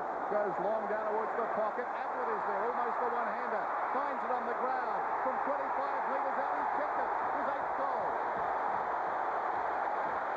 6 minutes remaining. The attendance today, 94,796 as Flanagan wins it down. Dia boots his side towards half forward. Stephen Hawking goes off the ground. Geelong appear to have the run. Couchful's tackle. Garry Hawking flicks it out wide. Bosch has got the run. He storms across centre wing. He fires it to half forward. The miracle worker is down there. Bartlett carried under the ball. Hamilton behind. 40 metres out. Open goal. It's home. Another one. Well, what an amazing effort. We said through the commentary they won't lie down. This is the best grand final I've seen for a number of years. Can they maintain the momentum? It's just not, or can't make the mistakes that they were making earlier. And Hamilton, who came off interchange, his second goal. And now Geelong seem to have got the run on. And Hawthorn, can they hang on? They've got a lot of injured players. They've got nobody to replace them on interchange with. Oh, what a finish, Don. And tremendous character shown by the Cats. They trail by 11 points. Can they get the ball out of the centre? Flanagan. They've smothered it in there again. Buckenara. The ball's still there for grabs. Couch can't break away, and the umpire will call for another bounce. Let's hope the umpires aid the game by not becoming technical with their decisions. 9 minutes left. 2 goals the difference. Linder on his own on that outer wing. Can they gather the ball? Malakalis. Brun smothered. Kick off the ground by Dicky Domenico. The Hawks have the numbers on this member's wing. Buckenara, over the top, Anderson. Into an open goal goes Anderson, and it's there. Hawthorn by 17 points. Well, it's an open forward line. The only fellow down there was Dunstall. He was in the square with his opponent. So Hawthorn could flip it over as they did there, and Anderson, who's been a real headache up there, has gone and he kicked his 4th goal. But he had really no opposition. Well, all the skill in the world sometimes stands for naught. Just hacked out of mid-air by a Hawthorn player, and it favoured 2 others. And maybe a dream ended on that mid-air fly. Flanagan regrouping, trying to marshal his efforts for one more chance. 21-16 to 19-11. Buckenara with the time showing. Pond on the quick kick. Only as far as Hughes. We've got to go long. That's the story. Hughes alongside the centre circle. Deep. Ablett with the run. Up he goes. Couldn't hang on. Hamilton again the opportunist. Hamilton from 45 metres. Pulls it back. They'll contest about 5 metres out. Offhands an opportunity for McGuinness. He runs it out. He comes member's side with the kick. A good one too. Into the path of this man Whitman. He's got some time and space. He boots towards half forward. It bounces just inside the field of play and runs away from Morrissey for a throw-in. It's a good kick by Whitman there. What a great game that we've witnessed. 21 goals 16 to 19 goals 11. And all players looking a little weary. Perfect conditions at the MCG for the grand final. And the players really looking as though they've played a game of football this afternoon. Brereton thumps the ball over the boundary line. We'll have another boundary throw-in. Madigan and Buckenara are loose for Hawthorn. They haven't got opponents. They'll have to man up. On centre wing with just 7 minutes left. Hawks lead by 17 points. Brereton takes it out of the boundary throw-in. The bounce favours Dicky Domenico. He presses his way through. He goes for goal with the left foot, and it bounces through for another behind. So that means the difference now is exactly 18 points. 3 straight kicks for Geelong, and they can tie it all up. But have we got enough time left? It's under 7 minutes now. The kick goes straight up the ground. Flanagan can't mark. It's punched away. The rebound comes back towards Darcy. Garry Hawking fumbles badly. Tuck intercepts. Hand pass goes to Madigan. Short kick marked by Stephen Hawking. Rebound football. Hamilton goes to Bairstow. The Cats are in open space on the outer wing. Bairstow up towards 50 metres. A little tip kick, and it finds Scott well within scoring distance. But he can't blame Collins on that occasion. He was in 2 minds. Geelong were drawing him. And at least the fellows up the ground had presence to find Scott. Good play, Geelong. Scott, 35 metres, runs right up to the man on the mark. Hooks the kick across the face of goal, and it just scrapes in for a behind. So now Hawthorn by 17 points with 6 minutes left. What a classical grand final. The up-and-comers challenging the chance. And it's going right down to what should be a pulsating finish. Geelong running on the better. There's no question about that. This is Couch, the centering kick. Malachellus in open space alongside the centre circle. 143 to 126. Malachellus unloads. Why not? Ablett's down there. Drops off the pace. Missed down there by Langford. Oh, great recovery too. Gets the hand pass away. Courage from all concerned. Runs colliding with Diffie Domenico. Down goes Collins. In goes Scott. Grabbed by Langford. And the umpire's blowing the whistle. Gee, it's been a great last quarter. What about Bruns? They're taking on Diffie Domenico. Terrific stuff. Just over 5 minutes and 20 seconds remaining. And the clock is running. Flanagan, who's been superb. Down to Hughes, gets the hand pass away. Stoneham in the grass, loses the ball. Collins falls on top of it. Diffie Domenico throws himself back in. And once more, the umpire calls. Precious seconds being wasted by Hawthorn there. Their teamwork, their tackling, their discipline in the crunch situation just could be enough to hold them in good stead. Under 5 minutes left. The ball at half forward for the Cats. Flanagan attempts to get it out the back. Buckenara, a hand pass over the top, and it goes over the boundary line for a throw-in. Hawthorn have got to defend around the boundary line. Defend around the boundary line as Buckenara did on that occasion. There's good play by Buckenara. Flanagan and Deere, the two number 14s. Deere gets the tap out. Opportunity there for Bairstow, but Diffie Domenico giving it a big fist. It goes over for another boundary throw-in. So a tremendous effort by both sides, and we're close to the end of the game, and only 3 goals separates the two sides. Tuck, Bairstow over the top, Bruns, bounce favours Bruns. Bruns goes for goal. Brownless at the back, Everett! This could be the record number of goals kicked in a grand final, at the moment held by Dermott Brereton. Garry Ablett has kicked 8, a chance to kick his 9th. And that mistake coming from his brother-in-law, Michael Tuck, on the outer flank, the back flank for Hawthorn. Here goes Ablett for goal number 9, and he's threaded it. Well, they just snuck in that one. And what a game. On the half-back flank, it was Michael Tuck trying to do the right thing by going over his head to the boundary line, but it was cut off by the Geelong forwards. And then Ablett just holding his ground. Here it is, Bairstow runs. There's the high balls. And a great battle between Langford and Ablett. You think anyone's left the ground, Dennis? I don't think so. What a game. What tremendous stuff. When they write the book on grand finals, this will rank with the best of them. We're back in the middle. 9 points the difference. There's the time remaining. The fast finishing Cats thwarted this time as Whitman boots it to the outer side. Condon leads in the foot race. Garry hocking behind him. The tired Condon slipped over. Away comes Bruns. Bruns on the outer side. Kicks towards centre wing. They're fighting for their football survival now. Close to the boundary line. The Brownlow medalist crashes in. And it's out of bounds and will be thrown in. Ball Couch. Filling kicks. 10 hand passes. The two 14s. It fell forward. Whitman, the hurried kick. Inside the last 3 minutes now. Ball on centre wing. Geelong slip over. That time it was Bairstow. Morrissey the hand pass away. Pritchard the run. Goes down towards the pocket. Curran goes back and takes a very courageous mark. The luck of the draw there where the kick came off the Hawthorn player's shin and Couch slipped over. Unbelievable. So we're down to 2:35 now. Peter Curran. Deep in the left full forward pocket. He's kicked 3. Clock is running again. Whistle time on. Peter Curran. Can he seal it here? The kick. Falls short. Margin 132 to 144.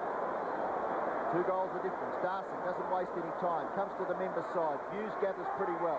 And he runs away from Brereton. He's up towards half-back. No one really to kick to. It's right on this member's wing. Collins will take it over. And that'll waste some more precious seconds for the Hawks. They lead by 2 goals. 21 goals 18 to 20 goals 12. A fantastic game of football. The 1989 grand final in perfect conditions here at the MCG. Couch finds some space, but he's well tackled. He gets the hand pass back. Hamilton somehow gets his foot to the ball. Up towards half forward.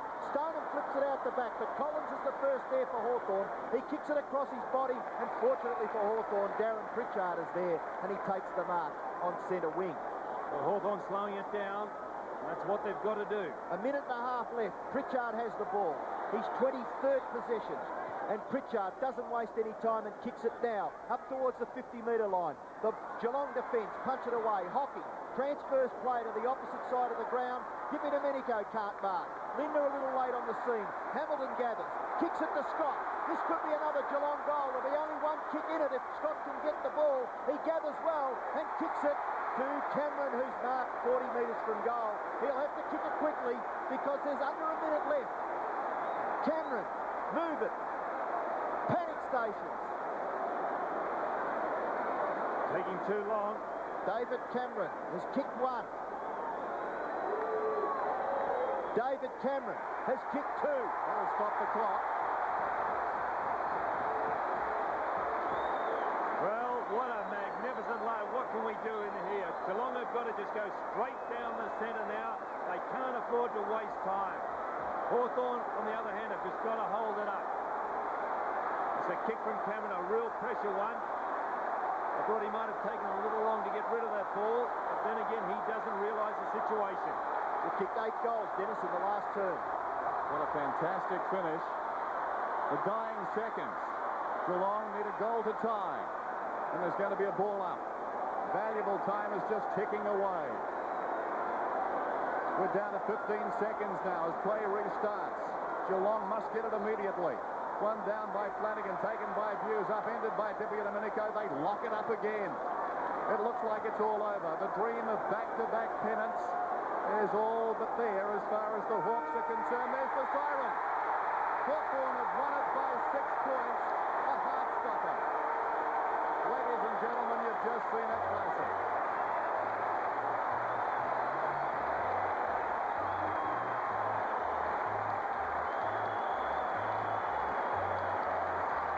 Amazing scenes at the Melbourne Cricket Ground. Alan Jeans has made history for the proud Hawthorn Football Club. The heads are bowed at Geelong, but what a magnificent performance by the Cats. They stood them up as start, perhaps one of the great teams of all time. Not perhaps, definitely. One of the great teams of all time. They stood them up as start at 40 points, and they reeled them in. Hawthorn, of course, would say Platten was down. Brereton was hurt in the opening minutes. And, of course, Ayres as well. I don't know about you boys, but I've got the goosebumps working after that one. What about the pluck out of the pack by Ablett there? Fantastic. He's good. Yeah, it was You're amazing. still on drinks, Harvey? I'm thirsty. We've run out. Steve drunk us all out of the fridge. You have to go home if you're not going to serve us drinks. I'll go and mate. get some more. I'll go and get some more later. You get some more later? Good on you. Yeah. Mate, what about, I remember Dipper got cleaned up in that game, and the boys went to visit him in hospital afterwards. What are the repercussions of it? I mean, it was a big hit. I mean, and Dipper didn't play a lot of footy after 89, did he, in the ones? What do you reckon about that? No, I think, he came off second best because, I mean, I joined got into the Soonies basically in 90 and... took his spot? Yeah, I think so. So whoever cleaned him up, I say. And Birdie's a pretty tough man to clean up too, so, I mean, he's a tough man. Oh, it was discounted, one of your tricks, Harv. You don't mind those ones? What's that? Just sneaking up on blokes from behind? No, I don't do it from behind. No, you don't either. There's no Greek in me. What are you reading? What do you got there, mate? Well, it's an old football record, 10 cents worth, back in 1969. Who's on the front? You got Harvey reading it to you, haven't you? Well, I've got, it's unbelievable how much that player looks like you, Paul. Can we get a bit of a close-up on that? That is you, Fish. But that honestly looks like... How old are you? Good-looking bloke, fellas. How old are you really? No, we're not saying that about Fish. Oh, that could be a love child. Geez, it looks like you. He does too. What about the bloke on the back, Ando? That's Stanley. It was on the back of the footy record for years. Did you bring those along? Yeah, I brought them along. These are all mine. Look, they'll be all Collingwood games. Look, Collingwood. You're really in them swing of things, you tonight. I've kept every record I've gone to a game. So you reckon you're a fair bit... Hang on, what's the phone? Look, races. Look, Collingwood, Fitzroy, and I've even marked the scores there. Look, magnificent stuff. Absolutely magnificent. What? Look, Collingwood, Fitzroy, the Lions and Collingwood. Back line. Hello? You got a phone call. Gee, the phone call. Hello? Who is it? Sorry. It's a bit raucous here. Keep the noise down, fellas. The kids are trying to sleep. Hello, who have I got? Sarah. Sarah? That's your girlfriend. Yeah, hang on a sec, Sarah. That's your phone. Haven't you got your number? Yes, no, he's still here, Sarah. He's all right. Yeah, I'll put him on, okay? Here he is. Sarah, mate. Whoops. As soon as she rang, you dropped your nuts then. Hello. Yeah? You've got to go, haven't you? Yeah. I'm in a bit of trouble here. Yeah, okay. Yeah, I'll see you soon. Oh. Righto. Yep. Love you too. She's not on the phone. You wouldn't say that. Right. Got to go, Okay, boys. no. Sarah. No. Yeah, I've told you, don't call me at home. Bye-bye. Yeah, love you too. You got to go. Pressure. Under the thumb. Under the thumb. I'd rather not say. Maybe you give Harvey a hand getting some drinks anyway. Yeah, I well, reckon it's almost time for a pit stop anyway, fellas. Why not? We'll come back with some more action real soon. Mark 2, Garry Ablett, Geelong. Mark 3, James Cook, Carlton. Mark 4, Ashley McIntosh, West Coast. Mark 5, John Barnes, Geelong. It's a day at the football like you've never heard. We've lost Hutto, fellas. He's gone. What about getting a call from the cheese and kisses? Under the thumb. Not bad? Absolutely gone. You reckon? Oh, actually, I'm a bit carried back at just quietly. One thing I'm worried about, Fish, I think coming about 6 a.m, there's going to be a lot of boys lost down at Reynolds Research Road, down that area, because where we are here, mate, it's in the middle of nowhere.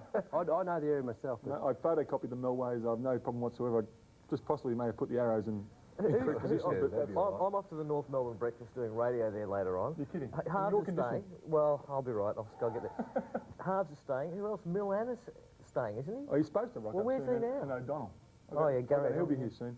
He'll be here soon. But Ozzy, you've got this. We've got some footy later, mate. Did you think you had that game won? I've got to ask you. We want to play it later. Do you think that?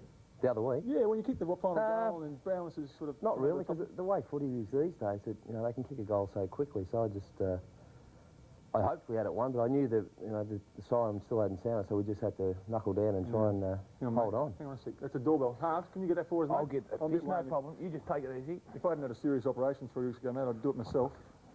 Thanks a lot, buddy. And bring some drinks back too, pal, would you? Okay, all right. That could be Bill now, don't it? Oh, it could be. Well, he's a bit late. Doesn't matter. I'm surprised he's allowed out. Anyway. Hey, Ozzy, how's America? What happened over there? You're going to go over and do big things? Yeah. And then next minute you didn't? Well, we probably did bit rolled up. Big things. We've got the Ukrainian and the Chinaman. And I've got a couple of drinks for them too, blokes. You sit down and take it easy. Whereabouts? Where do we go? You You can can sit sit in my Come over, seat. buddy. Guys, how you doing? I'll sit in the end. Good fish. You're allowed out, mate. Yeah, Lisa's in New Zealand, so on the town. got a week to myself. Where have you been? Yeah, good. Oh, look, been down to local RSL with Mill. Oh, okay. Well, come in. I'll go and get some drinks, fella. Hang on. Hey, Ando. Thanks, Harv. Thanks, guys. All right. Ando, how's things? How are you? Ozzy, how are you? Darren, nice to see you. How you going to go, Mill? Handling it all right, mate? Yeah, it was funny, we were down at the RSL and we watching TV down there and saw your big head on telly and we thought, look, we'll pop in. Channel, appreciate it, channel mate. 7 like mine, so... Oh, it's my place. It's all on me anyway, buddy. Look at that. Look at the dips and that. You get into those, won't you? Geez, have you got a bit more than that? Well, you probably need to soak up a bit, would you? You need some more food. A little bit more. How have you been handling it, mate? It was a bit of a petered out a bit, I suppose you could say, but... Yeah, it was a devastating way to finish, mate. But, you were looking so good there for a while. We were, but, as I was mentioning before, that we just played our, bad footy at the wrong time. You were talking about timing before and, that's all it was, I think. Finals had been 4 weeks previous. I think we done well, but...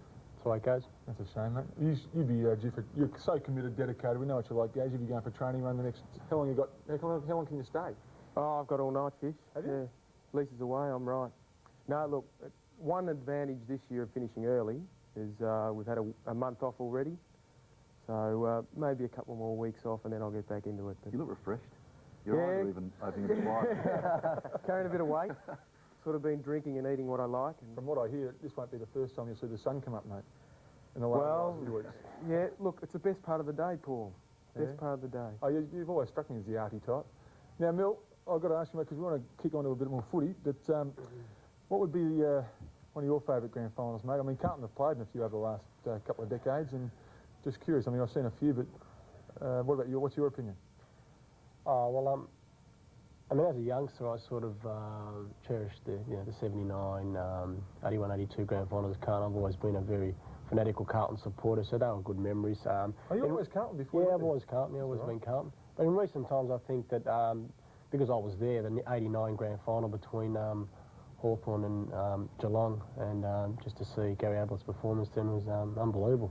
Yeah, I suppose even as an opposition player, have a look at that and in awe. Yeah, the 82 grand final was pretty good for well, mate, a couple of reasons. Well, what about we whack the 82 on, fellas? That'd be great. Last quarter was all right. That was my first ever VFL grand final watching. That was great. No, what we'll do is start with the third quarter because there's a special treat in the third quarter, which I'm sure will remind you, a few of you blokes of some of the special moments in footy. Let's go. Third quarter begins at the MCG as umpire Glenn James comes in to bounce the ball. 58-47, the scoreboard in favour of the Tigers. Off the ground, Hunter, who gets one at the back. Umpire says no free kick, it will be a ball up, just close to the point of the square.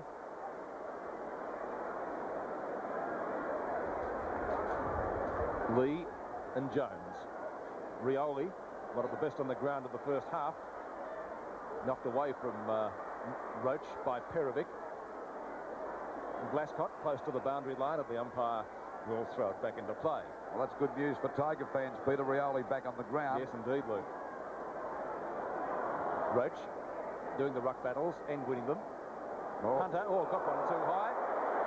Oh, Jimmy Jess again. That's the second time that Hunter's been down today. Yes, and Jimmy Jess incurring the displeasure of the Carlton players for the second time. That's what started the brawls in the first quarter. Hunter will no doubt get the free kick. I don't know whether any numbers were taken there. I didn't see any, I must admit. Not on the point of the chin. It would hurt on a cool day, and this afternoon is anything but warm. I know it's been a beautiful week weather-wise in Melbourne. And of course, Saturday it has to become cool. The goal umpire went about 40 yards to talk to 40 metres, I should say. Talked to borderline on plate too. Interesting. And a free kick downfield, or will it be a 15 or 30 metre penalty as the sun comes out? This time the kick will be taken on the centre wing position by Ken Hunter, who has certainly been in the wars this afternoon. Hunter's kick now from the centre wing position. Knocked away by Mark Lee. And very scrambly play. Umpire Glenn James will ball it up. We have a wrestle again. I think Richmond have got about 36 falls to 34 at the moment, Peter. Marku got one from Mervyn Kane. Nothing in that. So play continues, but it's pretty rough and tumble at the moment. We're about 2 minutes into this third quarter of the 1982 grand final. The Tigers still in front by 11 points. Lee coming out at the back there, got the knockdown, kicked away by Wiley out there towards the wing position. Glasgow to win the race at the ball. Whether he can pick it up, he goes down. Finally taps it on nicely out there to Perovic. Out there on the centre wing position, the ball well down towards the forward pocket. Punched away that time by McConville. Coming in to meet it now is Dunn. Well smothered that time by Johnson. Ball on the boundary line as Wiley and Fitzpatrick battle pretty hard for it there, and the umpire will ball it up down there in the forward pocket position for Carlton. It's only about 15 metres out from their goal. But you can bet your life these Tiger defenders will go in pretty hard. Lou walking around the boundary is Bruce Tempany. Looks like he's in plaster, but he's still in his gear, just in case Richmond might, for some reason, need him to stand in the forward pocket. That shows great courage. Well, I couldn't imagine him coming on, Bob, but you never know your luck in a big city. But he may not be needed. McClure gets over the top of the pack. A quick kick for goal. Well stopped that time by Wood. Incidentally, Wood's been a pretty quiet player today, Bob, after being such a star in that second semi-final against Carlton last time. Yes. Ball back into play again. Out there towards Lee. Couldn't mark that one. Umpire called play on us. It finally picked up by Mailer. Looking there for Aspen. Big Dunn goes the punch. Back there to Jones. Fumbles the ball. Coming in to meet it now is McClure. Did he drop it? No, the umpire gave him the benefit of the doubt. Now he's got it. Has a snap for goal. Vasasco got his hand to it, but couldn't hold it through for 1 point. So it's 10 points the difference there. Let's go down to Stephen. Thanks, Lou. Just an update on Bruce Tempany. Broken left arm. They put it in plaster. He'll be operated on at 7:30 tonight. He asked if he could come out and watch the end of the game. I did mention, Pete, that he'd come out to maybe sit on the bench. He can't come back onto the ground because he did not go off on the interchange bench. That's right. Raines has the free kick. Kick number 12 for Jeff Rains.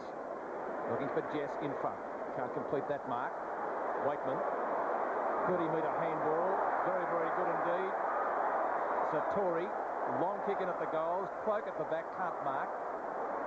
Through for one behind. And from the MCG, 7's big lead. 59-49 the scoreboard. 9-5 to 6-13. Bortolotto. Long towards the outer side. Duel. One-handed. Down to Perovic and Cloak. And Roach, I should say. Out of bounds it will be, and a boundary throw in some 65 to 70 metres from the goal. Roach, number 8. Jones, number 2. Neither gets an effective tap out. Wiley goes in solidly. Ashman trying to pick it up, not having any success. Duel eventually gains control, but the umpire has blown the whistle, and we'll see a ball up. So a very scrambly start to the third quarter. Knocked down to Rioli, who gets shirt-fronted. Ashman's kick is short. Picked up by Jimmy Buckley. Not a good handball, but eventually to the skipper in Fitzpatrick. Down to half-forward. Maylan. Almost caught. Long shot at goal. Going through. Yes, it is! Maylan brings up his first goal for the afternoon. Carlton's come closer. We've really got a grand final in our hands now. 9-5, 59 Richmond, Carlton, 7-13, 55. That's what I want. Difference. Johnston's kick up towards half-forward, and that's a Richmond mark brought in by Sartori. Sartori at centre-half back decides to go out towards the members' side of the ground. Just have to be a mark to Glasgow. Good mark to Glasgow out there on that wing position. He's limping too. Well, there's a bit of a box-up between Lee and English. Finally, the ball will go back to Glasgow. Goes for a hand pass. Over there to Sheldon. Cloak goes the big punch. He's down there on the back line at the moment. Must have followed Bortolotto down. Going back to that full forward position again. The ball out of bounds on the Carlton half-forward line, about 55 metres around from their goal. Only 4 points the difference now. Off the top of the pack. Rawlings breaks clear of the pack that time. His kick is not a good one. Bounces back there to Wow. Jones couldn't pick it up. Coming into meet it now is Johnson. He's collared. He's clear. He goes down. They pounce on top of him. Waitman's in the thick of things. Finally, Rains tries to crash through the pack. He actually threw that one out, but the umpire will ball it up down towards Carlton's centre-half forward position. So it's only 4 points the difference. 9-5 Richmond to Carlton, 7-13. Either side got control. We see a hurried kick that time. It's okay. No, it's a bad kick. Eventually it goes in the hands of Big Martello. Perfect pass out there to Rains on his own. Quickly plays on, looks for Rioli. This will be dangerous for Carlton. He bounces right. Now Mr. Magic has it out there at half-forward. Beautifully ducked away around 2 players, Hunter and Doyle. The kick is high towards the goal square. Bartlett and Harvey. Bartlett got his hands but couldn't hold them up. I think he pushed Harvey in the back that time, but the umpire didn't see it. And it'll be a point to Richmond. So, once again, it's 5 points the difference. And we're approaching the 8-minute mark of this, the third quarter. Chance for Rioli to mark after we see a trip going there to Hunter. It'll be a free kick to Hunter down there, short of half-back for Carlton. Oh, down goes Rioli. One up, one down. Hunter has the ball. He's certainly been in the war this afternoon. Sheldon. He started off very well for Carlton. Pick number 11 coming in for Sheldon. He's at left half-back flank. Looking for Bazasto in the middle of that pack. Landy, who was named in the back pocket for Richmond, but of course has been one of the best half-back flankers right throughout the year. Loose ball. English can't trap it. It's out of bounds on the centre wing. Right in front of the MCC members stand. Ruckman set themselves. Actually, Duel came in to do the ruck work for Carlton. Hits it straight to Wood, though. A little short chip shot. Didn't get the ball to Satori. English. Off the side of the boot. Marcoux went in solidly. Didn't take the ball either. Chance for Bazasto. Well picked up. Well smothered. Oh, it's very tough out there at the moment. Martella has a chance. He loses it. Plenty of mistakes being made. Marcoux, grab. Wild handball. Wakeman, always a danger player for Richmond. Grab. Did he have the ball? Play on. Maylan trying to do just that. Now Forrest found the free kick, finally going to Malin. They certainly let him go there. Malin now from half forward. Long kick looking for McClure. Knocked away by Martello. Hunter. Sheldon does the shepherding. Snapshot at goal. Won't quite get there. In front is Dunn. He doesn't miss too many. Martello got ridden to the ground by Fitzpatrick. Holding the ball.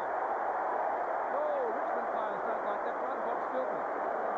He did take a long while. Maybe he had time to watch it again on replay. And I think very harshly dealt with watching on replay. I certainly don't feel I would have paid a free kick to Mike Fitzpatrick. And Fitzpatrick on an angle, but certainly well within kicking distance and charged for his first goal of the afternoon. The difference is 5 points, so of course if he goals, Carlton lead by 1 point in the 82 grand final.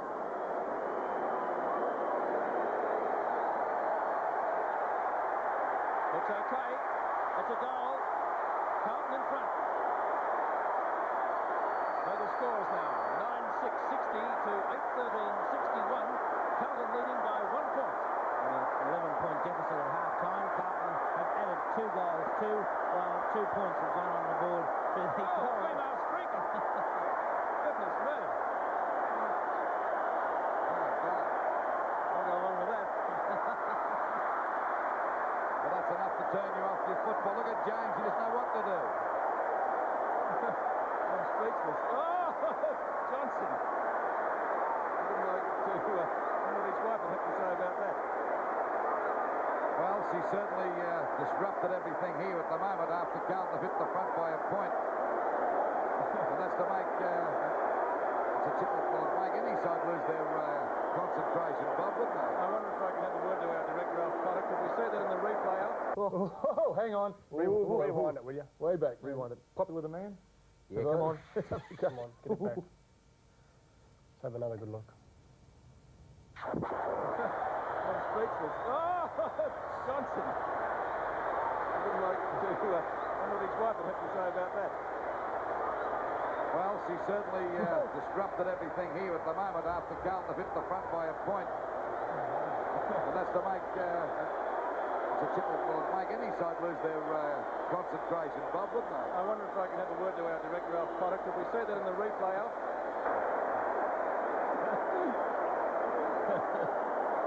Dear. Everybody's lost concentration. Goodness me.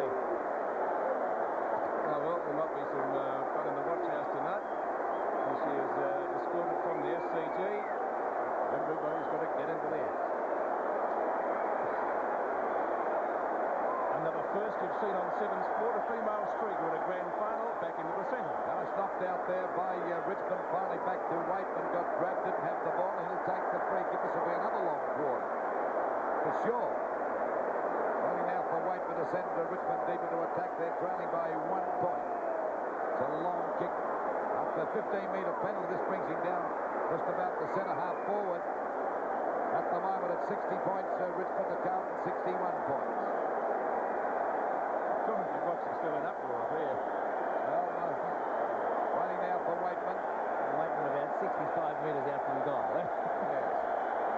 Well, I suppose the crowd's still going. No one seems to be watching the match. But we are, as we wait now for Waitman to get this ball down to the full forward position. It's a long kick looking there for Roach and Cloak. Oh, there's Bartlett going for a stab at goal, but he's off target. And through for 1 point and scores a dead level in the 1982 grand final. 9-7-61, Richmond to Carlton, 8-13, 61 also. And we're just over the 13-minute mark of this, the third quarter. You see Aspen, the ball can get around Wood quite easily. Then again, Waitman kicks out towards the outer side of the ground.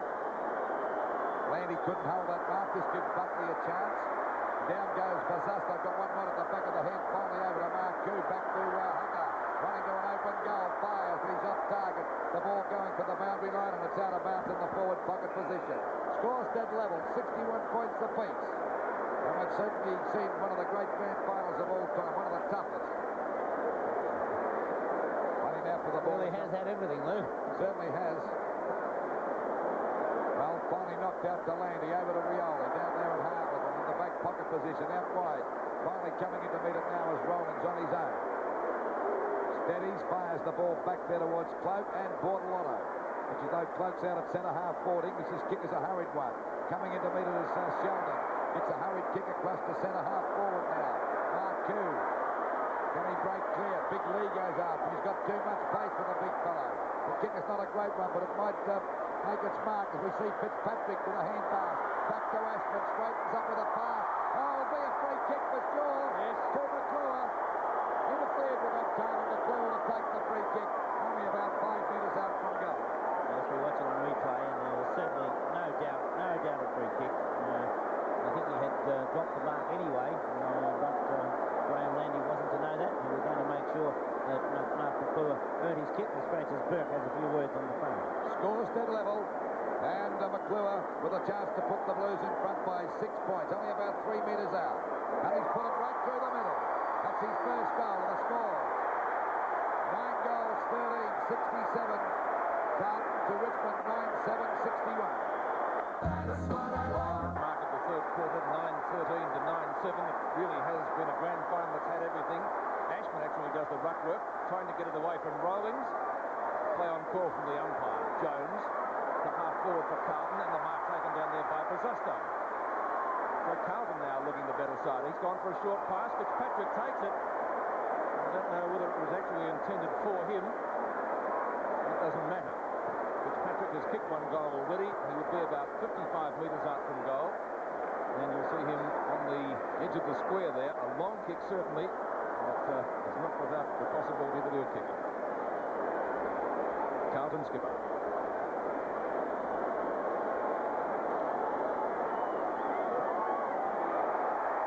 It's a beautiful punt kick for a goal. And Fitzpatrick putting through his second goal. And Carlton second in about 2 minutes. 10-13, 73, they lead. Richmond, 9-7-61. And Mark Fitzpatrick, one of the fine moves by Carlton made at half-time, playing at centre-half forward in this third quarter, has proven a focal point at which they can drive the ball at, and Fitzpatrick has tapped the ball on either side.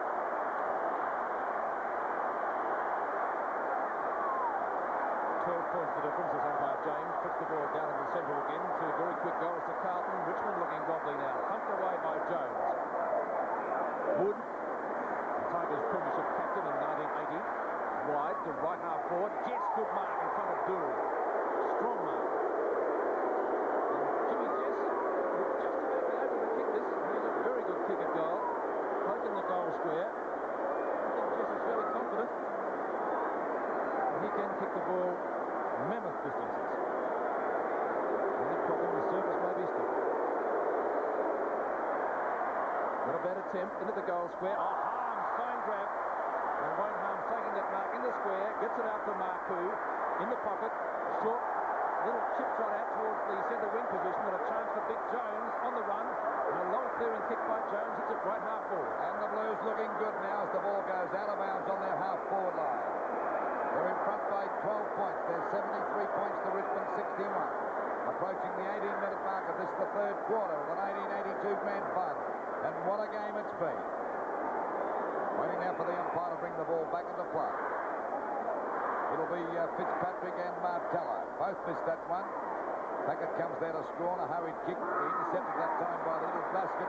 Wiley's right on his tail there. He can't get clear. Still struggling. And the umpire said it'll be holding the ball against him. A little harsh, I thought, Lou. I thought it was a bit tough because he made the play. Wiley gets the ball back to half forward now. Bortolano and Cloak. Bortolano doing a good job. Waitman fumbled the ball that time. That's out of bounds. But at least it's on Richmond's half forward line, about 65 metres around from their goal. And the Tigers, after starting this second half, 11 points in front, are now trailing by 2 goals. We see Hunter fumble that one, couldn't get clear, but it comes out to Bosusto. Oh, tapped on beautifully to Bortolano, and they go back into attack again. And a good mark to Shane Williams. He's got one, but he'll be okay. A 15-metre penalty. Darren McClure having a bit of a dip there. That's par for the course today. Out wide, coming is Landy and Buckley going, but Roach overruns. This will allow Sheldon to get a hurried kick back now. Williams with a charge to mark. Oh, he missed that big Dunnett that time. After Dunnett, McConaughey's got him and the ball is out of bounds. It'll be a throw, and this time it's on Carlton's half forward line and Welsh on the ground. Wood off the ground. He's had a pretty poor day so far. It's about 50 metres in the ball back into play again. Punched away by Sheldon. Grabbed this time by Rains. He's gone quiet. Tapped on by Fitzpatrick. It'll be holding the ball against Wayne. He's not too happy about it. And the free kick to go to Johnson. Rattler at the moment. Yes, they are. And of course, Carlton playing very strong football. Johnson's already kicked 2 goals. Well, it was a pretty tough decision against him, just to say. Johnson would be about 35 to 40 metres out from goal on a very slight angle. Should cover the distance. There's Pizzusto flying, but it's through for 1 point. So it's 13 points the difference. 9-7-61 to Carlton 10-14-74. Martello. Short pass to Williams. They didn't really gain too much from that. Nearly came unstuck. Shane Williams in the back pocket. Knocked away by Buckley. And he goes insolently after the ball, but umpire James has decided to play a free kick now. It was going to be a ball up, I think. Landy takes it from right half-back flank. That's a good kick. Pope moved out from the goal. Mark taken by Bortolotto. It has been paid. No, we had Bortolotto just short of the centre circle. Knocked away. Well, no, it's not knocked away. Good mark to McConville. Looking better now, Carlton, Bob. Yes, sir, and not only are Carlton looking better, but Richmond looking quite rattled at the same time. Pizzusto in front. And marks! Oh, I thought he should have played that one. Ashman has a snapshot in the meantime, and he's put it through, so it doesn't matter. Carlton players not waiting for the umpire's decision, getting on with the game, and that's the name of it. 11-14, 80 to Richmond, 9-7, 61. What about that, fellas? Wasn't the greatest quarter of footy. It was finals, but, I mean, Carlton really kicked away 5 goals to none. And, of course, well, probably one of the most interesting with Helen making an appearance there. Certainly was. But she ended up in Adelaide, Ando, didn't she? Yep, she done a fair bit of work for a couple of the nightclubs there. Were you going out with her for a while? No, I wasn't, mate. It's 82. I was only young, but she was advertised quite heavily in the papers there. I was just trying to wonder why you're trying to get the remote control off me from that quarter just to go back on once was enough. Well, talking about being young, I was only 15 then, and when that came on, I remember my mother was watching it, and she quickly turned the TV off. Really? Right, yep. Coming from a good Catholic family, so unfortunately I couldn't watch it. Well, would she turned it off? She'd have been with us here tonight. Yeah, she's very strict. Straight on. Really? I say she's probably in bed as we speak. Yeah. She's been in bed for a long time. Yeah, well, heck. I should be on going soon too. Actually, Fisher, it was probably a shame that there had to be a game of football to go on to interrupt such a magnificent athletic performance from a nice young lady. Well, why spoil it with a grand final, exactly. Well, so can someone go rustle up halves, because we're going to have a bit of a rest now and come back with some more action. Garry, that could be your job. You went out to get drinks half an hour ago, hasn't come back. Halves, where are you, buddy? There's a stairway of light to a place that will excite you every day and every night too. That's the jewel in Melbourne's crown. You can fill your hands with diamonds, build a fortune with a spade.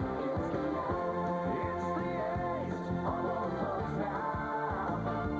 Win a heart, night and day.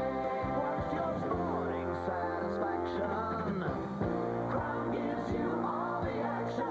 Playing favorites or just relaxing. That's the jewel in Melbourne's crown. The good times rolling. Enjoy yourself just strolling. We'll put the world on the plate now. We're gonna help you celebrate now. That's the jewel in Melbourne's crown casino. That's the biggest game in town. That's the jewel in Melbourne's crown.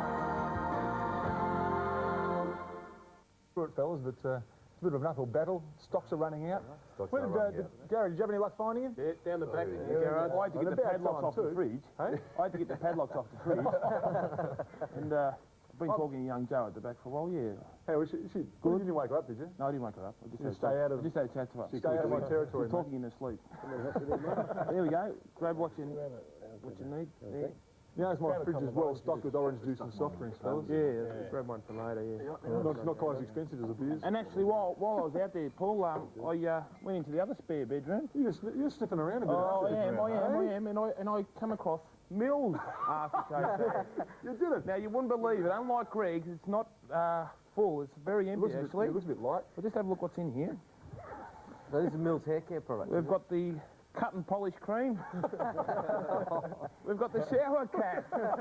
What do you want And we've also got the Phillips shaver. Unbelievable what you find, isn't it? Well, wouldn't leave home without them, Mill. What's going on, mate? Necessities, mate. You know.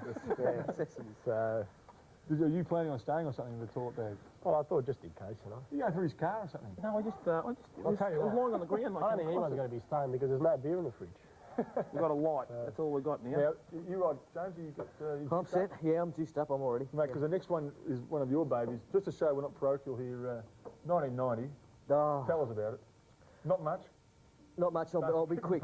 But the first quarter where you were on fire, I tell you what, I was worried. I thought this is all it. It's going to happen again. We're not going to win one. And you were just absolutely ablaze. You were magnificent. Words just can't. And then you were shocking after that. No. But then when I think Dake's got that goal down in the forward pocket, the whole game changed around. The fight. Where were you during the fight? I was at the back bonding with Craig Kelly somewhere. That's right. And Ando was there too during the big stoush. Yeah, the booster. What happened to you that day, mate? You hurt yourself, didn't you? Yeah, someone just cleaned me up and dislocated my shoulder, unfortunately, towards the end of the second quarter. Yeah, it looked nasty. Who was it? Oh, no, you didn't get his couldn't number? tell you. Didn't get his number. It was going too quick. Probably Francis. He was a pretty nippy little player. What do you remember his halves? At quarter time? I was on the bench at the time when the fight happened. That's and, right. But you stayed. I remember the siren went, and we were walking on the ground, and I accidentally ran into Graham Allen, the Collingwood team manager. Just dashed it in. Well, you pick your targets pretty well. Oh, yes, I do. You had a suit on. Well, Ozzy, did you remember that game, mate, at all? Yeah, I do actually. Oddly enough, in those days, probably 77 onwards until I went to Fitzroy, I was a Collingwood supporter. So really? All those years I went to losing grand finals, and the year they win it, I'm in Bali. So I do remember, I don't know if you've been to Bali, but there's a lot of the locals over there promise you everything and you don't get anything. And one of the boys was saying that the grand final is going to be live at this bar. That's like going out with halves, mate. Exactly. So I ended up not going to this place, ended up going to another place that had it on radio. Yeah. And as it turned out, the next day they did have it live, so I might have been able to watch it. But I would have loved to have just been here just to watch the crazy celebrations in the streets of all the Collingwood. We walked from the MCG back down to Victoria Park, as of all the Collingwood supporters did. There's one hotel on the way in Hoddle Street called the Yorkshire Stingo, and I know the owner, and he said he'd brought the chef in and opened up his dining room. He served one meal that night because the place was just overtaken. Got the chef out just. Yeah, well, I think we'll just hold it, Des, because you go away, mate. And then I just kept going towards the great star above Victoria Park, the shining light. Yeah. Well, let's say we move into one of the best parts of that grand final, and I reckon you'll enjoy this, Darren. Anthony Danaher again. Madden Lopes to the outer side. He's looking for Kickett or Cransberg. Good use of the body by McGuan. Michael McGuan. Started all right, Collingwood, haven't they? Settled down very well in the early minutes. From 65 metres. Let's blow the torpedo down towards full forward. Danaher in front of Moncrief. Well, they want the ball a little bit more than what Essendon do. Collingwood. Danaher a chance to run. Kick it from behind if he can get some space. He can't because McGuan's in front again. He played on.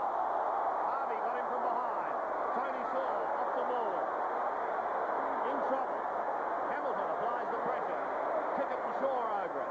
Hamilton again. Taken over the line. He's lost it. Absolutely. You never have control of that football. A little bit of a dust-up between Cransberg and McGuan. Behind play there, Shaw and also Kickett. Russell and Anthony and Chris Danaher were at it also. So there's a few skirmishes. Forward. Kicks in towards full forward again. This time the big man's in front, Moncrief, and he takes it on the chest. Well, third time lucky for Moncrief. Here he is in front of Anthony Danaher, and the big fellow, much improved player, starting off at the full forward line, has played all his games this year in the ruck as #1 ruckman. And from here we'll be able to gauge just how severe this wind is. And he drifts it right across the face. It bounces off the chest of Manson. Dacos, always a danger in front. O'Donnell on his hammer. That'll be another classic duel.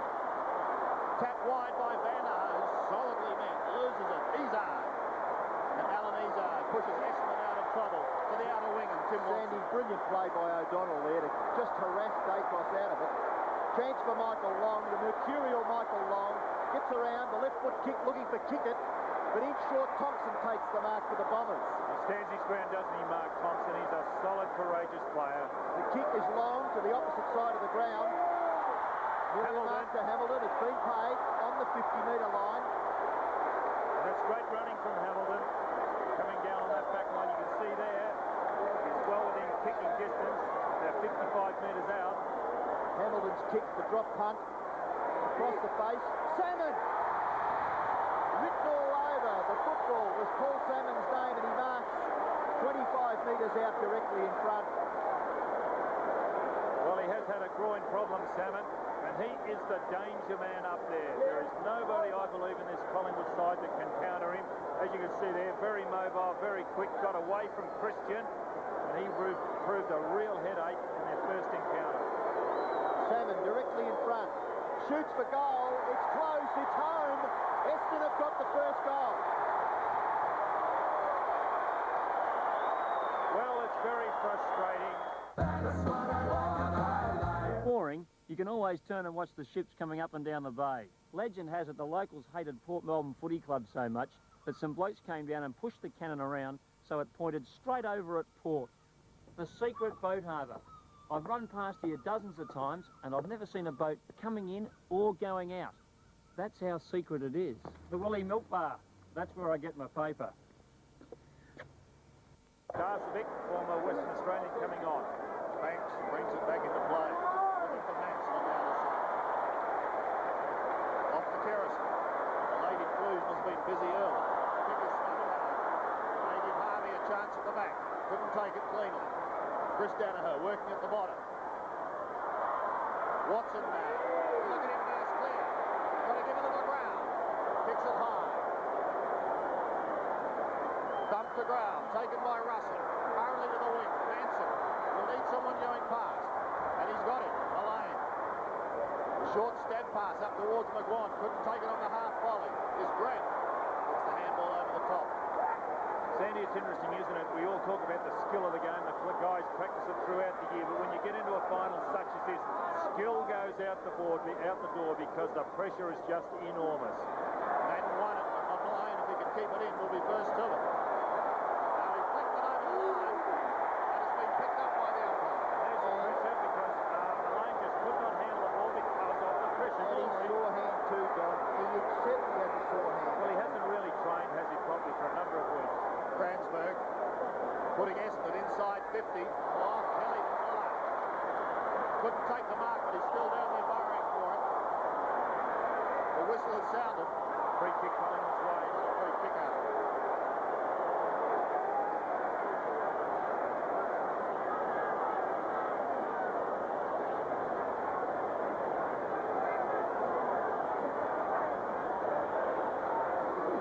Craig Kelly across the border from South Australia with the aim of playing in a premiership team, has his chance today. Van der Haar gives it away to Buick, snaps into centre.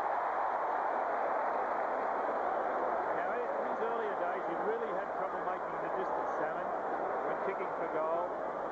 He certainly has worked on it as he's got older. Let's see what he can do on this occasion. Looks as though Kelly now has the job on him. It's a good-looking kick. It's the woodwork. He really didn't line that up on that occasion, Salmon. It was about 45 metres out. You see there Kevin Sheedy not happy at all. Kerrison kicks the ball into himself and then kicks it wide. Francis, good pressure from Thompson. And then the ball over for a boundary throw in right half forward for Essendon. Halfway through the first term, and the Bombers lead by the goal that has been kicked by Paul Salmon. Anderson, but Harvey with skill. The pass is good. Watson has been a terrific player in the early minutes. Danaher, that's Chris. The goal front. Well, what a problem. You could see that happening as soon as the ball left the boot of Chris Danaher. I looked down the ground. It was Kelly on Salmon. Kelly in front. And he had the drop. Watch Salmon has got the drop here on Kelly. Look, there's just no way known Kelly could have stopped that. There's Salmon has been put on a bit of an angle, but surely with only about 10 or 12 metres between him and the goal line, he shouldn't miss this. Has taken 4 marks so far in this quarter to really stamp his authority early. Go back to 1984, Sandy, when he kicked 63 goals, did his knee in about round 13. He was hot that year. Salmon punts for goal. He's happy. It's there.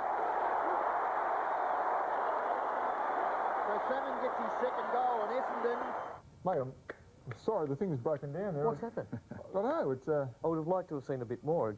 We'll have to get this looked at. Anyone know anything about remote controls? Oh, not me. Not at all. I can't understand. Look, I can't understand it. No, I do promise you, is we'll come back to it. All right. I promise to come back to it.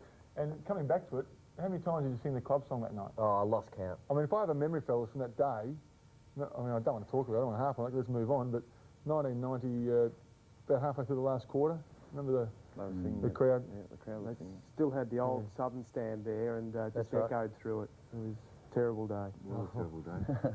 While we while Milgate gets us some Kleenex, we'll have another rest, I think.